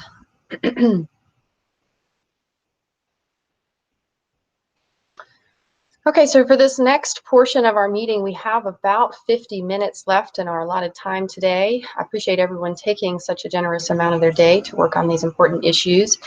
We're going to have a discussion and ultimately a vote. And I think perhaps the best thing to do is to have someone on city staff share their screen with this spreadsheet, so we have somewhat of a beginning point. Paul, do you have that, or Christina? Yeah, or Jonathan on our team is going to be putting it up in just a second. There you go. There you go. Thank you. Okay, so of course, first thing to remember is this Chodo and the 165 that can use this Chodo contingency and can be reallocated into these other items. And Sage, for right now, if you see the bottom part that says balance remaining, as of right now, if you went with the awards on screen, you would have 165,000 to reallocate outside of program admin or Chodo. So anything in rows 3 through 16. Right. Thank you. Is there any way to make this bigger? My aging eyes are struggling to see these little numbers. I'm sorry. I was about to say the same. Thank you, Robin. You know, we do have a handful of new members, and I know it's hard to jump in on such a big, important topic. So I do encourage any of you new folks, if you have questions, there are no bad questions. So feel free to ask away. What I'm seeing here, Paul, and maybe you could speak to this a little bit, or Jonathan. So we have a series of tax credit applicants that will not know if they have been awarded until the fall. And I'm a little new here, so I want to make sure I understand this process. So we've basically taken all of the tax credit project requests and proposed allocating each $100,000. But it's possible and likely that all of these tax applicants will not be awarded. So the goal here, as I understand it, is should one of them be awarded, we will come back as a committee in September and possibly reallocate all the funds to those who are awarded. Can you speak to that, Paul? Sure. So yeah, in general, what we've done with the Home Consortium every March is we try to prioritize some things. And a lot of times that ends up being the tax credit projects that came in. The 6 tax credit applications, we've recommended awarding 4 of them, and with those equal amounts. And a lot of times, again, we focus on those tax credit housing.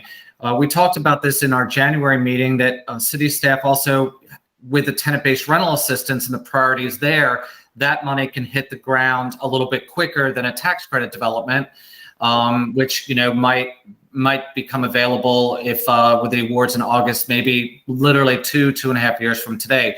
So it's trying to balance these large requests with the immediate need, but the importance of us to support these tax credit projects. So depending on how you all want to do that, it is up to you. But yes, in August, the North Carolina Housing Finance Agency does their awards. Usually one of ours will get an award. There are a few tax credit applications that are in that did not come to us for funding this year, to the Home Consortium, so unknown there. But yep, we'll come back in September and reallocate any money that went to the non-winning tax credit folks and reallocate that to other projects listed here, if still viable, or I can go over the language at the end about who can come back for an application in September, which the group all worked on last year. And happy to answer any questions on that. It can get a little complicated. Paul, this is Thank Andrew. you, Paul. I'm sorry. Quickly, no matter what, these funds aren't going to be available in the 2021 calendar year. Regardless, even if we fund TBRA right now, they're not going to be able to go to contract and spend them until you guys get the HUD contract next year. Is that right?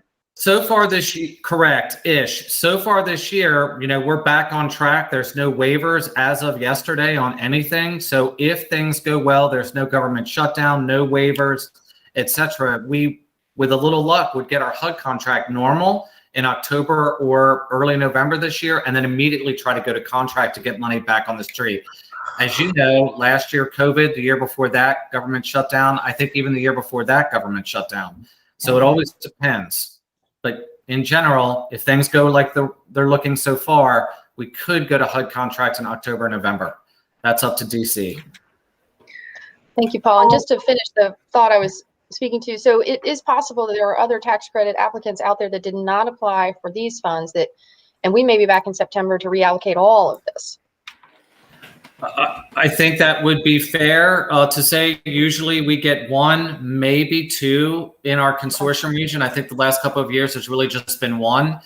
And yeah, if one of the other agencies who has an application in that didn't ask for funding from us, they're the one that gets it, then yes, possibly all 4, that 400,000, if those are the numbers, would come back to us in September.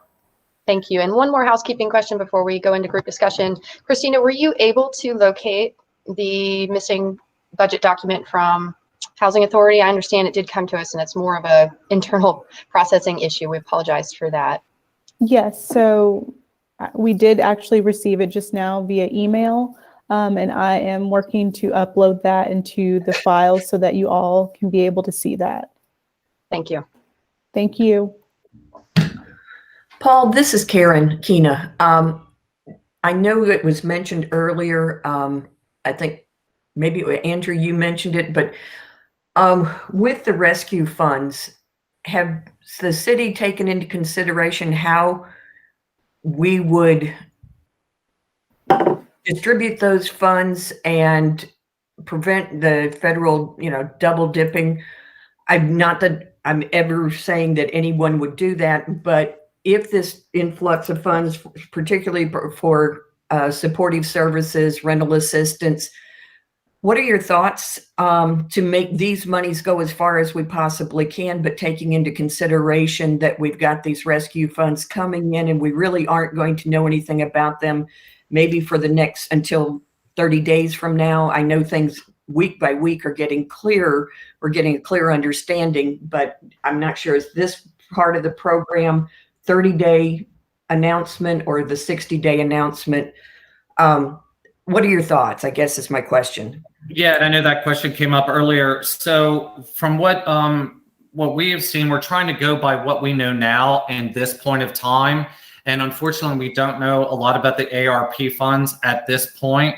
A lot of the specifics, I know that the bill, 700-page bill is out there. Our staff is signed up for a couple of webinars, but we did, that I think are next week, but we did have our check-in with HUD last Friday. who let us know, per our HUD rep, that even though the talk is that the funds are going to hit the streets in 30 days, the HUD part of it, the things that come to us for emergency rental assistance or assistance for the homeless, that we shouldn't expect to see that or hear about that until early fall. So that's what we were told by our HUD rep for those special funds and those COVID funds, which are more short-term solutions versus these home funds, which kind of tend to be a longer focus. So the way we've looked at those ARP funds, we can only go by what we know now. And so that's where we come up with these recommendations at our best. So would we be looking at having another meeting once we firmly know how much funds, or how would that work out? Do you have any idea?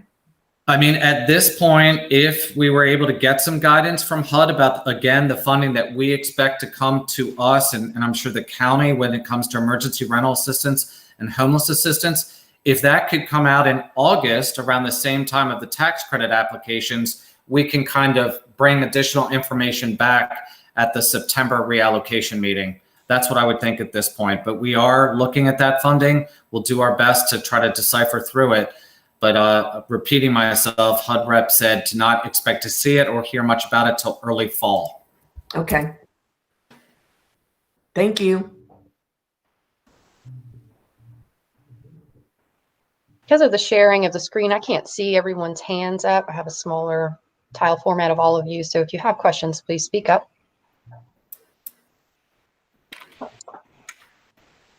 This is Matt Cable with Buncombe County.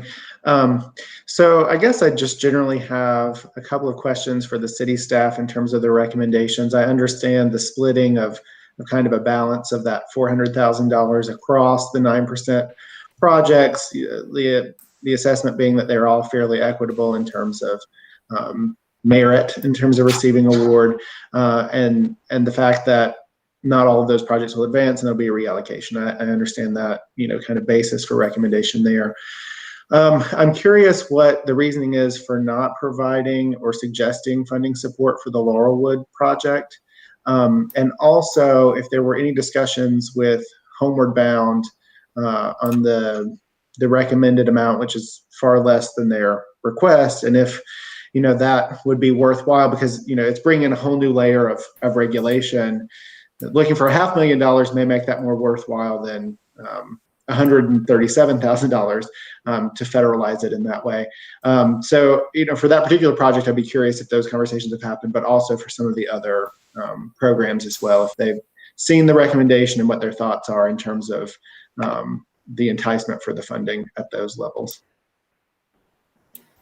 So I think, Matt, you want me to begin there. When it comes to Volunteers of America, we've been talking with Rodrigo for quite a bit here, and really excited to see where we can find a partnership opportunity. We've talked a lot about our housing trust fund possibility with the city, although that balance at the moment is quite low.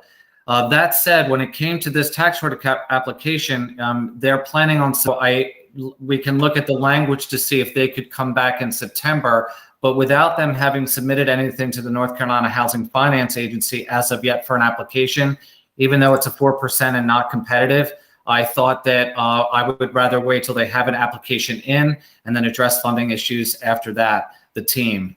Regarding Homeward Bound, their Days In project for right now, I know they'd like to close earlier, but I think they're hoping to close in October or November on the Days In purchase. And then they'll be working at some point after that, obviously towards the rehab, just based on the priorities of trying to support our tax credit applications, as well as the tenant-based rental assistance.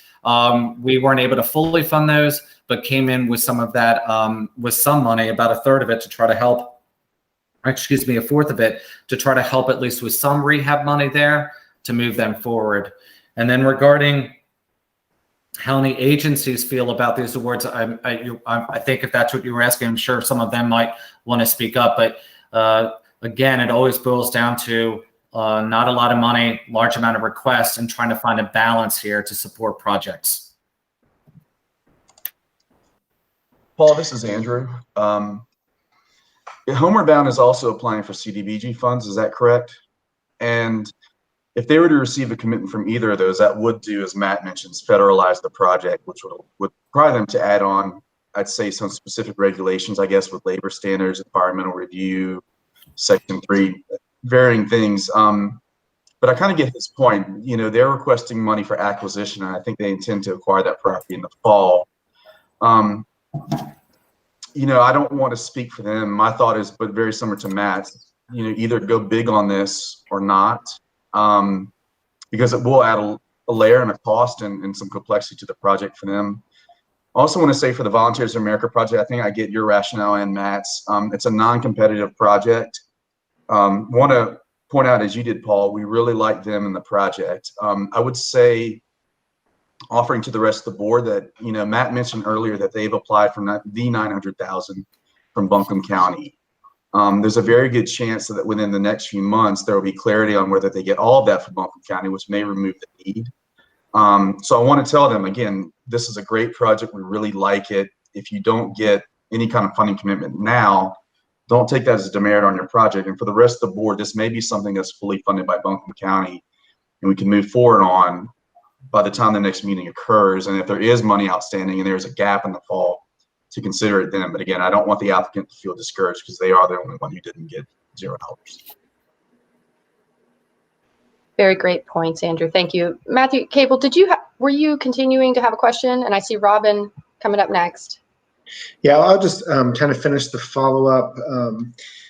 With Homeward Bound, can you clarify, was this for the acquisition piece, or this was actually the rehab piece? And I think what I'm getting to there is, what is the time sensitivity on that one in terms of scheduling? I don't recall, having looked through all of these applications, what, you know, if that is as time sensitive as maybe, or will advance as quickly as some of the other projects might be able to if that funding was allocated. Again, not to say that we should reallocate it, but that curiosity, you know, if Laurelwood is ready to move forward on the schedule they were suggesting, could that be something we could fund now and then support Homeward Bound in the next round or something? Just curious about the scheduling and time frame for the use of those funds. And I would think Santiago would want to answer that question, or Meredith would. Hi, Yeah. Oh, go ahead. Santiago, go ahead, please. Yes, sure. Oh, I wanted to clarify this application for $500,000 from home funds. It's for the renovations construction stage. Right now, our closing timeframe range goes from optimistic June, July to I guess the worst case scenario, you could say October.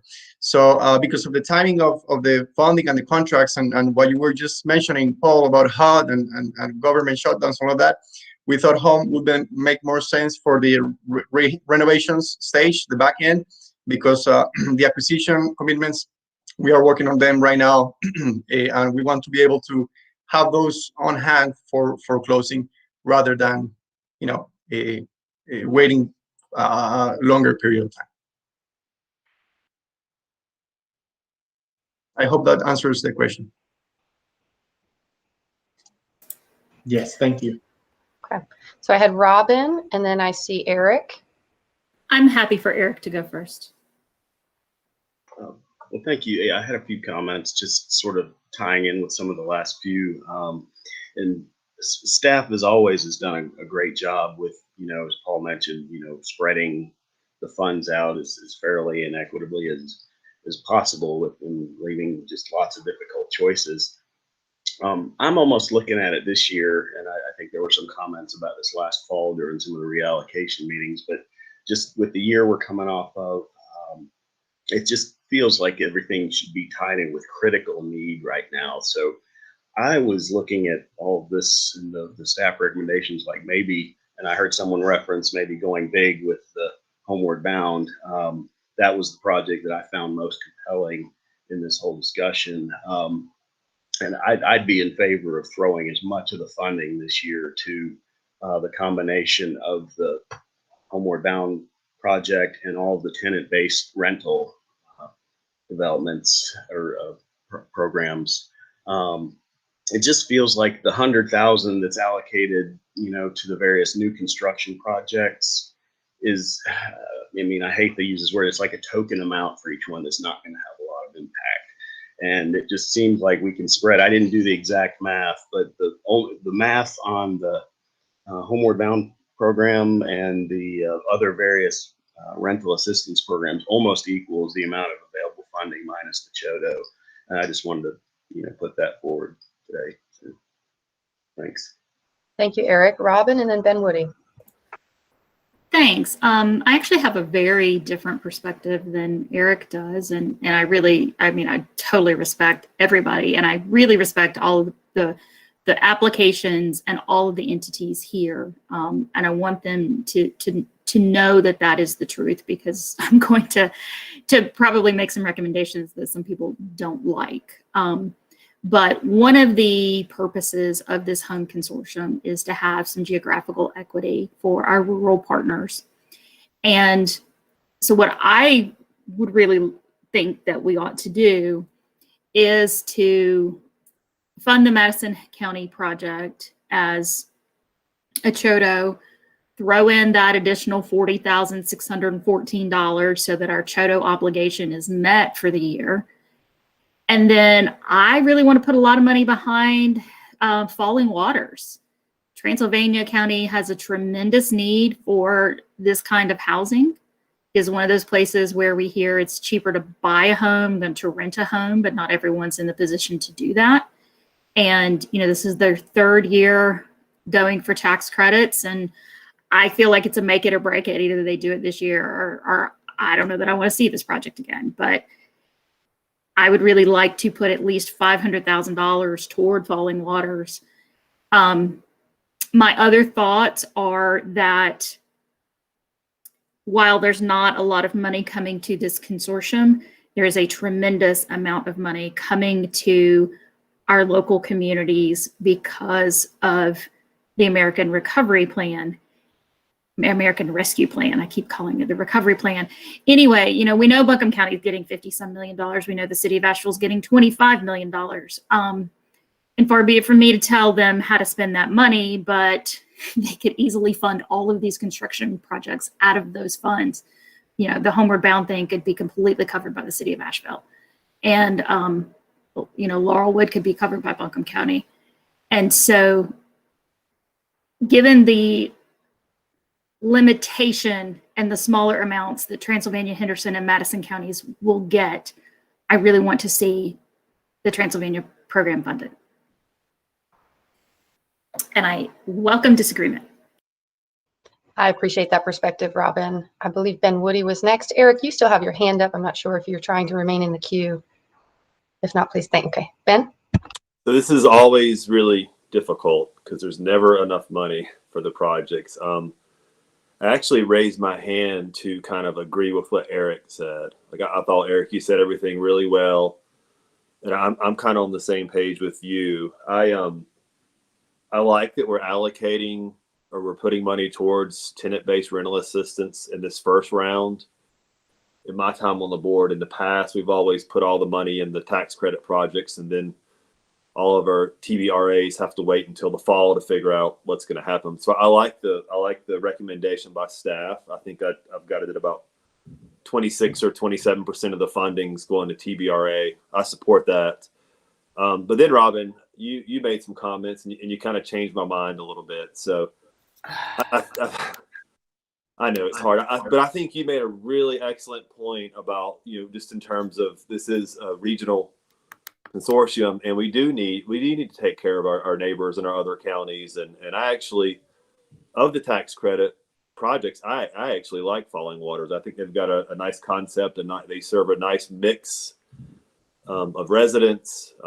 So, if we don't go big on the TBRA, and I would be willing to go bigger in that because I think it does have an immediate impact, like Eric said.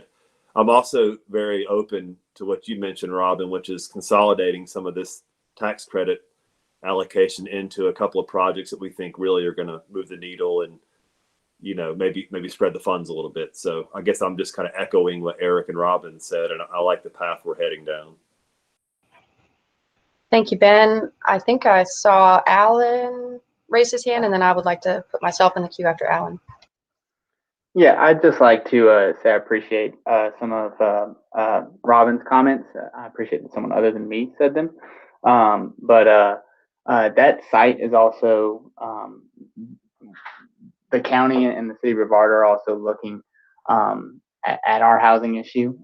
We've recently installed an affordable fixed route alternative to our transit system that runs directly by that parcel. So it could be installed as a stop and provide affordable transportation for a possible development there. If that's useful information for the consortium.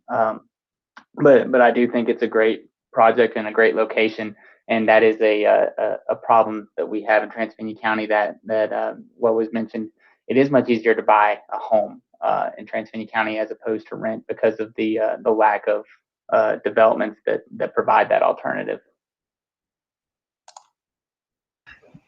Thank you, Alex. I was going to share that I agree with what Eric said, this dire need. And I also, you know, being a new one here, I have more questions about how this has historically gone. And excuse me for not doing all of my homework.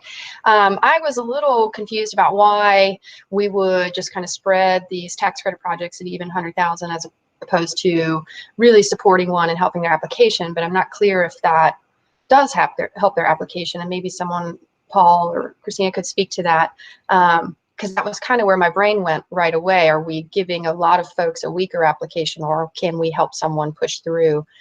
Yeah, that's my question. And then next up I have Caitlin and then Matthew. And so just trying to answer that from a staff perspective, you know, it is difficult to figure it out. It would almost be as if we can whittle down to exactly what the North Carolina Housing Finance Agency is thinking.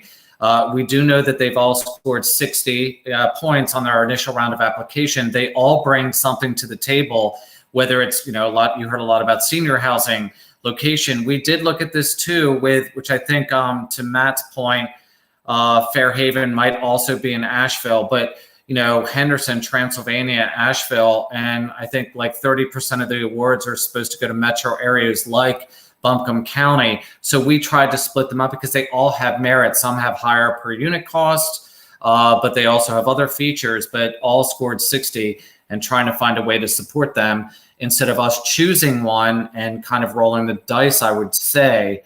It's hard. It is. Thank you for that, Paul. Okay, Caitlin. So I just want to echo what Robin said, and also echo what Jim Yameen said, and that's the new tiebreaker. And Transylvania County has not received funds in more than 5 years. And so we're really hoping that this is the year that Falling Waters is going to receive that funding because of the lack of funding that's come to our area in years past. Alan mentioned that the county and city both are talking about housing affordability now as huge, huge concerns, especially when it comes to rental opportunities. So I can't agree with Alan and Robin more that Falling Waters, hopefully, we're really, really hoping that this is the year that it becomes a reality. And it would be nice to see the funding kind of close that gap to make sure that it can become a reality. Thank you, Caitlin. Matthew? I think I'm going to join Robin in making a statement that maybe not everyone will agree with. And it's really, and we grapple with it through our own grant funding program here at Buncombe County. It's really related to the tenant-based rental assistance issue as a whole. I don't know that I understand the desire to provide funding to those programs and those applicants. And there was some variation in, you know, some of them being recommended to receive 100%, others being recommended to receive less than their full ask from the city staff. And maybe there's some clarification that's needed there. But, you know, I feel like looking at what are our highest priorities, it really is always new rental for households. I mean, that's listed in the consolidated plan priority. And so I feel like the real focus for long-term sustainability is to try to drive as many of those projects forward as we can, so that hopefully in the long term, our tenant-based rental assistance need is reduced because we're producing units that people can affordably get themselves into. The other concern that I have about that, and this speaks to some of what, you know, Paul was mentioning, is that all of these programs are in Buncombe County or Asheville. And so you're looking at, $325,000 for tenant-based rental assistance to one of the consortium communities, really. And so that's a lot of weight to put there. I'm in agreement with supporting the Transylvania project more, if that's possible, with the allocations. And obviously, and if Paul or someone would speak to that, it's not getting local support doesn't change the scoring, but it looks good if you have it. And so a token support really is kind of good enough, I would say, from my understanding. But I think if we could allocate more funding, particularly the projects that have, and White Pine Villas might be another one, if we could provide more funding to, that have been in the cycle a few times, that have, potentially are going to be losing their option for being able to acquire the properties that they're trying to do these developments on. That would be kind of my support. And, not to deride or in any way say that my recommendation that we reduce the amount of funding to TBRA is a reflection on those programs themselves, but there are so many unknowns about the relief funds. These programs do have other grant funding support. We've seen that in their projects, and they can continue to move forward even without our full level of support in most cases, where these construction projects really may be unable to. So I would lean heavily towards reallocating money out of that tenant-based rental assistance group and into actual new rental construction. Thank you, Matthew. I appreciate that background too on the regional. And I guess I'm curious, Robin, you may be able to speak to this because it sounds like you know. So Transylvania County has not been awarded anything in recent years, but have we been awarding Henderson and Madison regularly? We typically try to award to those counties when they have, good projects. And like we have one tax credit in Madison County that we put a lot of money behind about 9 years ago. And Henderson has done better than Transylvania and Madison. And we often have an application from Hendersonville Habitat. We've given them some funding over the years. Housing Assistance Corporation, we gave quite a bit of funding to Okalawaha.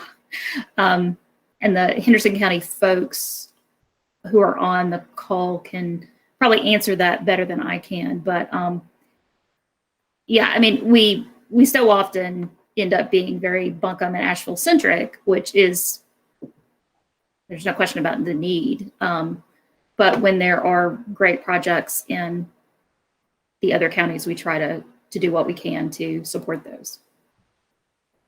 Thank you, Robin. I saw Forrest, you had a hand up.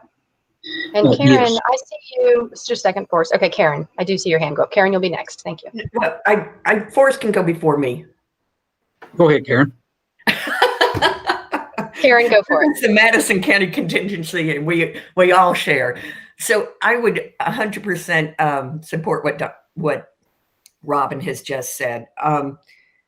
It is so challenging for Transylvania and Madison County to be able to meet the criteria, get a good application packaged and to the housing consortium when they can do that. And it's not every year, by no means, that we do our best to support it's a 4-county consortium. And when we continually, and not that we understand the need is absolutely region-wide, and there's greater populations in Henderson and Buncombe County, but when Transylvania and Madison County have the opportunity to submit a strong application, that we get behind it. Thank you, Karen. Forrest, go ahead. And I agree with looking at longer term region-wide, dispersing the funds region-wide. And I will say is we're all going to be seeing relatively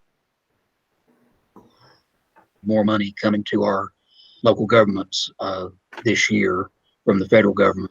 I will just say that in Madison County, and I think all of our municipalities, one of our top priorities will be working on water and sewer infrastructure so that we're in a better position to actually bring forward tax credit projects in the future. So every community is in a different place Transylvania is in a place where they can go with this. They've had this project coming for a couple of years, and I support putting more behind Falling Waters. Thank you. Jonathan or Paul, is it possible to get maybe a draft spreadsheet, a new column in here that we might plug and see impacts? And then I see Ben, you've got a hand up. Those of you, Forrest and Karen, that just had yours, if you want to take yours down, it's hard for me to tell if you want back in the queue. Go ahead, Ben. And I'll let Ben go, but Sage, this is a copy here, so we can start changing numbers here, and we've got the, just to share screens and all that kind of stuff, but we've got the original amount as well, so we can let y'all know. So when you're ready for us to put a number on the board, just let us know. Okay, I think we can go ahead and pull the 165 because we've got the Chodo. Yeah, that'll stay on there on the board, that 165. But you can reallocate the 165 balance at the bottom. Oh, okay. I see how you're doing it. Okay, Ben. Thank you. So I want to real quickly, I want to acknowledge where Matt's at. He made some really good comments about the distribution of funds, and he referenced, I should have done this, he referenced our consolidated plan priorities. And I just want to say for the group that, and this is in the staff report, I also think that when we look at TBRA, the organizations that are operating in that area, they too, the service they provide is also very consistent and hits a lot of the bullet points under the high consolidated plan priorities. So Matt, I should have said that in my original comments, and you did a good job of kind of referencing back to the plan. So I just want to say that for the group that, again, the TBRA requests also, I think they actually meet a number of the priorities that are in the plan. So I know there'll probably be some reallocation of funds in this process. It's always difficult, but I'd like to see us try to maintain, 25, 30% of this allocation for the TBRA programs. And Matt, you also asked a question or made a statement about maybe a little more information on how the staff came to the distribution of those TBRA funding recommendations. I'd be interested in hearing that too. Thank you. So I can jump in there, and I think Emily, I'll have you jump in. But if you can see, we basically tried to award all the folks with the TBRA money, a little bit less to the Housing Authority, as they have some previous year funding that they're working through. Emily, if you, as the lead applicant with Helpmate, if you could help us out there. Yeah, so first I would just say that I want to express my own unqualified support for Helpmate's application. I think Helpmate had a lot of support among staff for jumping into home TBRA. They have really jumped into rental assistance the last few years for homeless folks who are survivors of domestic violence, which is a really important part of that population. So absolute support from staff for this application. I think our concern was just the amount, just feeling like that was a really large amount to spend over a relatively short amount of time, particularly if you compare that to some of those other funding requests for TBRA, and also knowing that there are other sources of rental assistance in the mix and at other agencies as well. So I'm happy to answer any particular questions, but certainly want to be clear that staff do really support this application. It would be much easier if we had 5.5 million of home funding, because then everyone could get awarded. Oh, we can dream. Okay, so what I'm hearing, if I can summarize for a minute, is that we've got a lot of concern about funding any kind of TBRA, knowing that this new American Recovery Plan may fully fund or create more opportunity for these to seek assistance through that program. And there are so many unknowns at this time. I'm also hearing that from the group, maybe 5 or 6 of you, that support this idea of going heavy on one and recognizing that geographically, Transylvania County has been maybe not awarded in recent years and could possibly use our additional support to help them get through this. I understand this is possibly a 3rd or 4th year application for them through the NCHFA. And I would like for us to weigh that. Does anyone else have any thoughts or comments before we try and do some math? Hi, Sage. This is Kate from Transylvania County. I'm not sure if you saw my hand raised or not. Oh, I'm sorry. No. No, Go that's ahead. okay. So I just, from a while back, I think maybe Matt had made this comment, and looking at reallocating some of the TVRA funds, I would personally like to just first reallocate the CHOTO funds before we look at reducing those. So just to throw that out from a couple comments ago. So Sage, if you'd like, we could put the 165 into under falling waters, if you would like. Go ahead, drop that. Yep.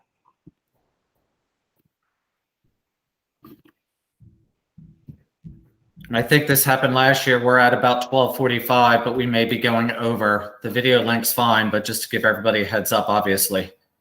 Do we have any folks that need to leave hard at 1 o'clock? Okay. This is Kate. We have a budget meeting at 1, so I will have to leave shortly. Okay, thank you. Okay, so we are talking about pulling the 165 from the CHOTO and moving it to Falling Waters, which you have done. Okay.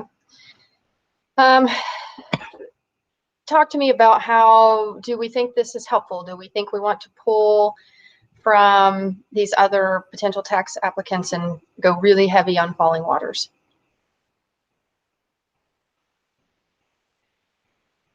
Or is this heavy enough?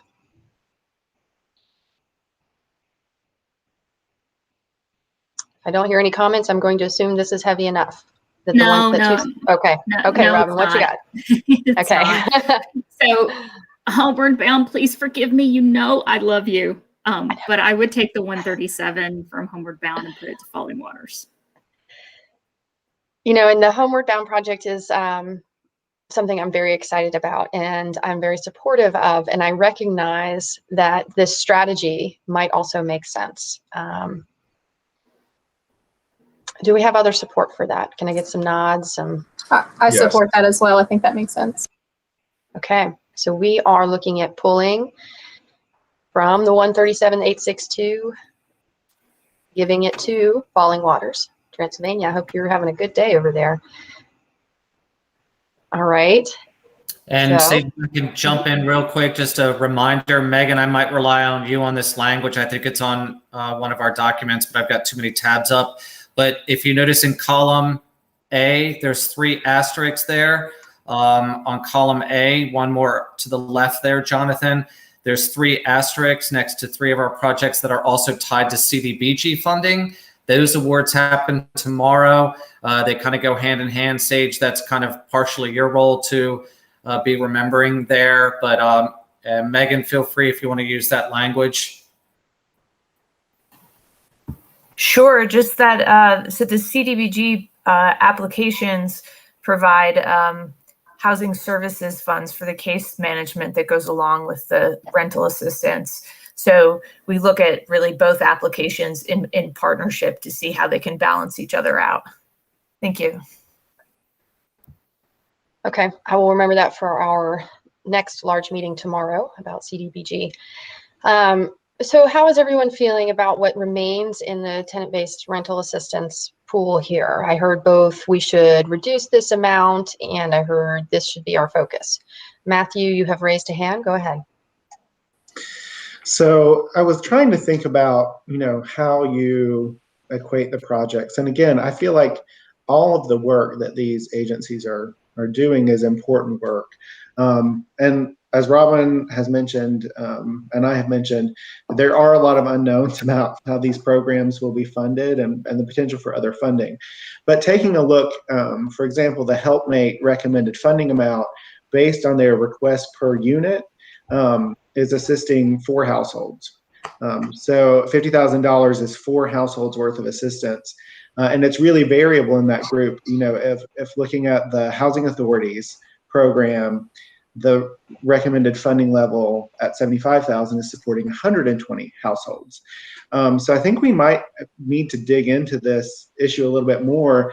You know, is HelpMate, again, and this is talking about the program, is the amount of funding, if they got $309,000 to do this work. Is that worthwhile for Helpmate? Yes, probably. Is it worthwhile to get $50,000 to support 4 households? Yes, I'm sure it's worthwhile, but from an administrative oversight, contracting, all the work that you're going to have to do for that, is it a sensible investment right now? Is this like I think we need to look at all of the programs kind of in that lens, and recognize where, $100,000 is making a huge impact for Homeward Bound, Western North Carolina's Buncombe County TBRA ask, but it's 12 households. And if you're allocating that $100,000 and you can build 12 units, is that a better allocation of funding? Those are the bigger issues I think that are behind this. But kind of equating what are you actually going to be able to support with the funding level that's recommended, kind of the units that we can support with that, and if it really makes sense for that agency at that point as well. I think those are helpful and good points, Matthew. I do want to recognize that Helpmate is taking a leap into this new opportunity, and I think we heard April speak to it a little earlier, but the pandemic has exacerbated and endangered more people, and it feels situational. I personally would have a hard time removing them from this spreadsheet. I know I'm just one vote, and I saw Andrew, your hand go up. I just have a brief question about the spreadsheet and what it's reflecting. So I know there's a little dialogue earlier, but we have 165,000 plus 40,000 for CHC in Madison County. Is that correct? So basically, we're giving them the full 50% CHOTO, or is that still to be deliberated? It sounds like they're getting. Yes. Great. Thank you, guys. Eric? Yeah, I wanted a question probably for Paul, and you might have touched on this earlier, but help me understand, Paul, having just witnessed the 137 get yanked from Homeward Bound, does that render that project in danger of not happening? I just need to know in that kind of basic context. I think that's probably maybe a better question for Santiago or Meredith to answer, but I know they're obviously their first and main focus at the moment, I believe it's fair to say, is on acquisition, and then it would go towards the rehabilitation. But Santiago or Meredith, if you were still on the call, do you want to take that question? I'm still here. First, let me say that any part of our budget funding is critical to the success of our project.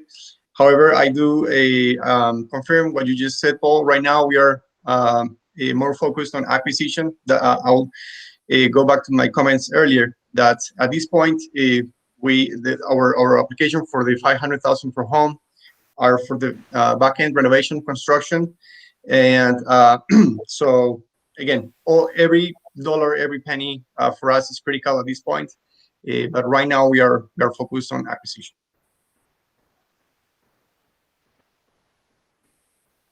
Thank you. Eric, did that address your question, or do you have follow-up? Yeah, just one quick follow-up. I'll go along with the recommendations as they're coming along, but I know priorities are what they are, but we're just, again, in a time of unprecedented critical need.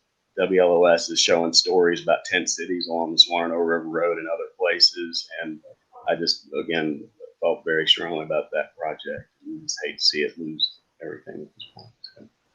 I'm there with you, Eric, and while I hesitate on how we're going through this process, I also feel very strongly that we will get that project done, and we will support them in other avenues.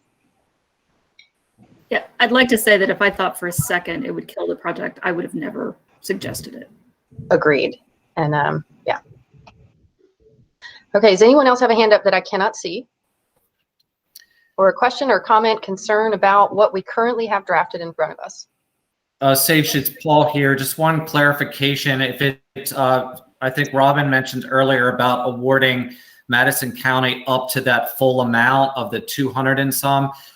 We would recommend, since we don't have an application for that full amount, to just award what they have asked for. However, the language I just reread again, it will allow them to justify if they want to come back in and ask for more funding. So if that's okay, we'd prefer to leave it at the 165 just because we don't have an application for that full amount. If that's procedurally better, that's fine with me, so long as we are letting them know, hey, come back and ask for $40,614. I think his wheels are turning, but yes, thank you. I suspect we'll have that soon. Okay. Any other comments, questions, concerns about the current drafted items and funding? This is Karen. Can I ask, Paul, would that mean they'd come back in September, or would they just come back to staff with the board's authorizing to go up to? Once we get through the tax credit applications, which should be decided in mid-August, we'll send out the call for new and or increased request applications, and I'll share that language with you all at the end to make sure we approve that language. But they'll come back to us most likely, I'm assuming, after we put the call out mid-August. Thank you. Anyone else? All right. I have a question, Paul, about the TBRA programs that we are already funding. I think you mentioned that the Housing Authority had some funds that they still need to use from a previous allocation. What about the others? Have they been able to utilize what we've given them in the past? For the most part, yeah, but let me pull up those numbers, Robin, and a reminder to everybody, we just got our HUD contract for 2021 funding last week, so that money hasn't moved yet, but it's about to.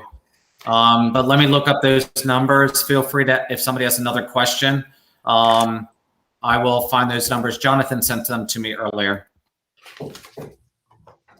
Yeah.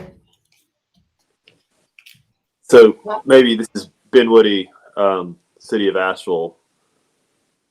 And I just want to clarify this. So whenever, we go, the tax credit funding decisions will be made in August, I think I heard. So does that mean that when we gather again in the fall, there should be monies to reallocate to some of these projects, correct?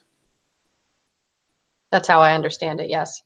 So that may be the time to come back and evaluate the Homeward Bound project, the permanent supportive housing. Because I'm like Eric, I actually think that's a good project, and I'll probably support that over some of the tax credit projects we're looking at. But I also recognize that, I want to give everybody the best chance to be successful in that process. But I would certainly like to come back and, if possible, look at that permanent supportive housing project from Homeward Bound. I appreciate that sentiment. And I am learning so much from y'all as a group today, and I appreciate all your input. When I sat down and looked at this, I thought we should have gone all heavy on Homeward Bound, because I know that project is so crucial to our current community and situation. But I do support how we're moving in this direction, and I am confident that we will get Homeward Bound and Days Inn project where they need to be. I like this idea of revisiting in September. We'll know more about their closing situation and their needs by then, as well as reallocating any of this. So one question for the group, knowing that having some support on your NCHFA application from the municipality is great, are we comfortable leaving the other sets of 100 for Fairhaven, White Pine, and Ovada, as opposed to layering more onto Following Waters? Is everyone okay with that? Some nods? Okay. Sounds. Go ahead, Robin. Another can of worms. Okay. Is we could, only if the group wants to, y'all think this is terrible, just say so. We could actually take the 100,000 from Fairhaven Summit and Ovada at Ascension and give that to Homeward Bound. There's a lot of worms in that can. There are. It's okay if I put the cap back on, put it on the shelf. I'm just throwing it out there. Eric's raised a hand. I have a guess at what he'll say. I support that.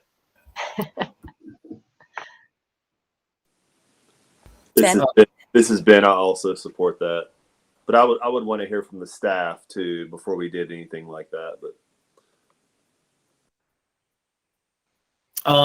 Paul here. To Robin's question on Homeward Bound, they have about 30,000, not including the grant they're about to get. for voucher funding.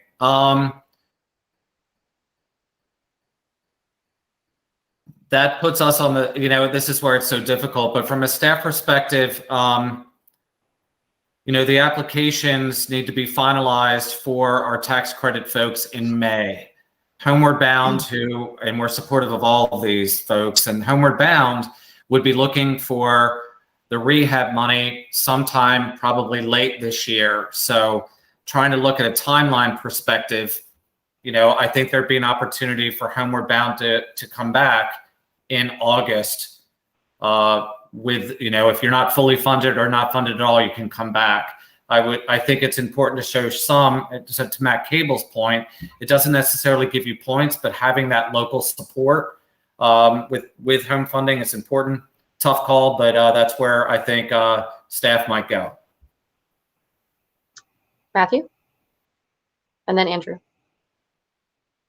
So I'm going to probably make an unpopular recommendation, but looking at TBRA again and trying to think of how to allocate these things, I'm wondering if the consortium might be comfortable with providing 50% of the requested funding support for Housing Authority and the 2 Homeward Bound requests under TBRA. And part of that would involve a question for Homeward Bound. And we face this with our applicants as well. They might come in for a couple of different. Hey, I like that. But which is the more important project? Because what I was thinking in that case was Homeward Bound is asking for TBRA as well as support for permanent supportive housing. One of their TBR requests is to support their permanent supportive housing program. Would it make more sense or be more beneficial to them if we did reallocate some of that recommended award level now? We could move potentially $90,000 out of their TBRA to support their permanent supportive housing construction project. Like, those are the kind of things that I'm thinking about, and that's more about a question for the applicant.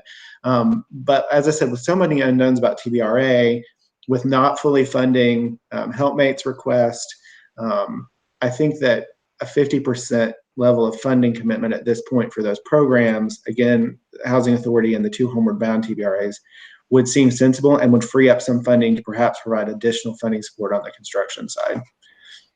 I like this thinking as well, Matthew. I say Meredith, and I think Santiago left. Meredith, can you speak to that? Sure.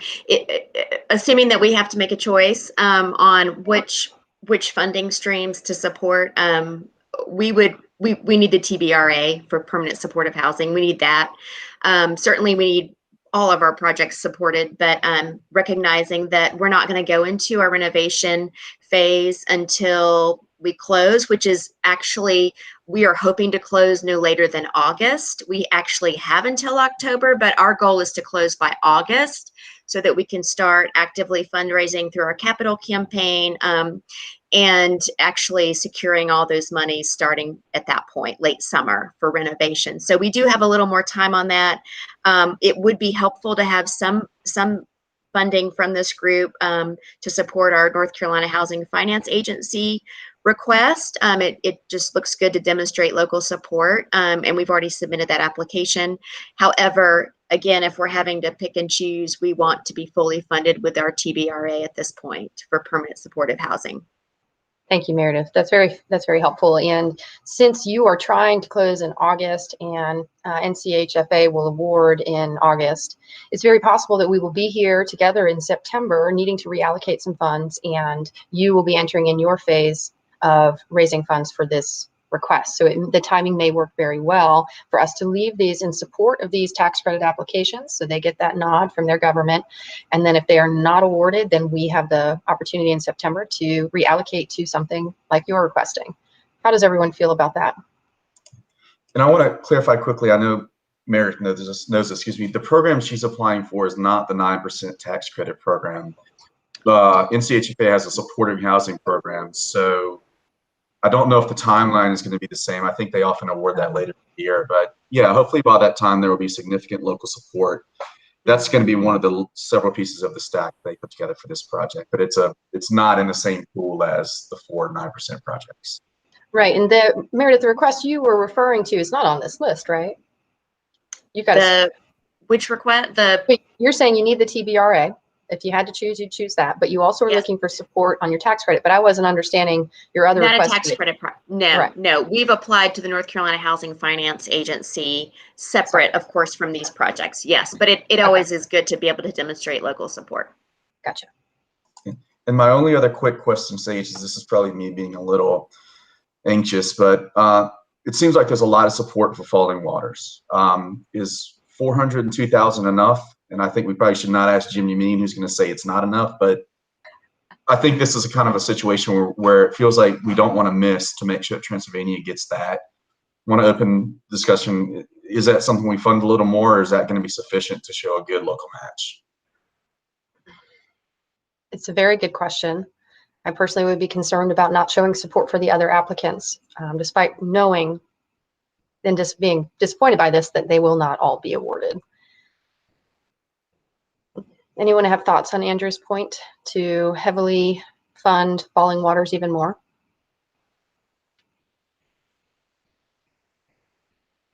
Okay, it is 1:07. I'm trying to get us out of here by 1:15. I think we're at a place to make a motion. I am going to ask Robin to make that motion. And I would love for anybody to chime in right now if they're not ready for a motion that looks like what's on our screen. Okay. Robin, are you able to make a motion? I am. Thank you. I move that the Home Consortium approve the allocations as listed currently on the screen. And if that's not an appropriate motion, somebody tell me. I imagine that Christina or Paul or someone can elaborate within the minutes. And I think that's appropriate, and I'm willing to second it. Now we have discussion, and I do believe, is there some public comment, Christina? Christina, I think I saw one public comment come in and then perhaps an email saying there was another public comment. No. So there was one public comment that came through. And it was that was sent, that was sent out to the board. Unfortunately, it will not be read aloud, but it will be included in the document after this meeting. Okay. And it was specific to design criteria, not specific to recommending one or the other or anything that really we're discussing at this moment. Correct. I do want to acknowledge that public comment. Okay, so we have a first, we have a second. Will we have any further discussion? Reminder, I cannot see all of you or your hands, so if you'd like to speak up, now is your chance. All right. Gosh, I think we did it. I'm going to go through a roll call vote. All right. Let's see. This is not in any order except for how it's typed on my screen. Robin Merrill.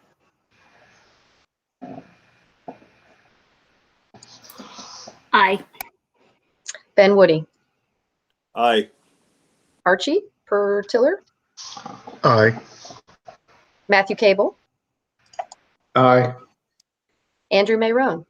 Aye. Caitlin Finkel. Aye. Sonia Flynn.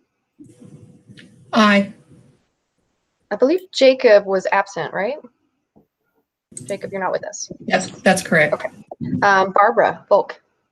Aye. Forrest Gilliam. Aye. Karen Kina. Aye. Eric Rufa. Aye. I believe Alex Carmichael was also absent, right? Yeah. Adrian Eisenhower. Aye. Kate Hayes. Aye.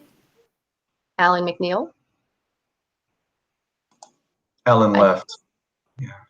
Ellen left a few minutes ago. And just to clarify, I'm the alternate, so I'll vote in his place. Oh, okay. I did not realize that. Thank you. Okay, then myself, Sage, aye. And I believe that was everyone. Okay. All right. Well, we have done it. That is a hard process. We had incredible applicants. I think you all had a great discussion around who and how to best approach this during extenuating circumstances and pandemic and economic crises left and right. Let's hope that the recovery plan brings more money into the community. Let's hope that we have several applicants be awarded this fall. And I appreciate all of your time and work this morning. It's been wonderful to meet some of you.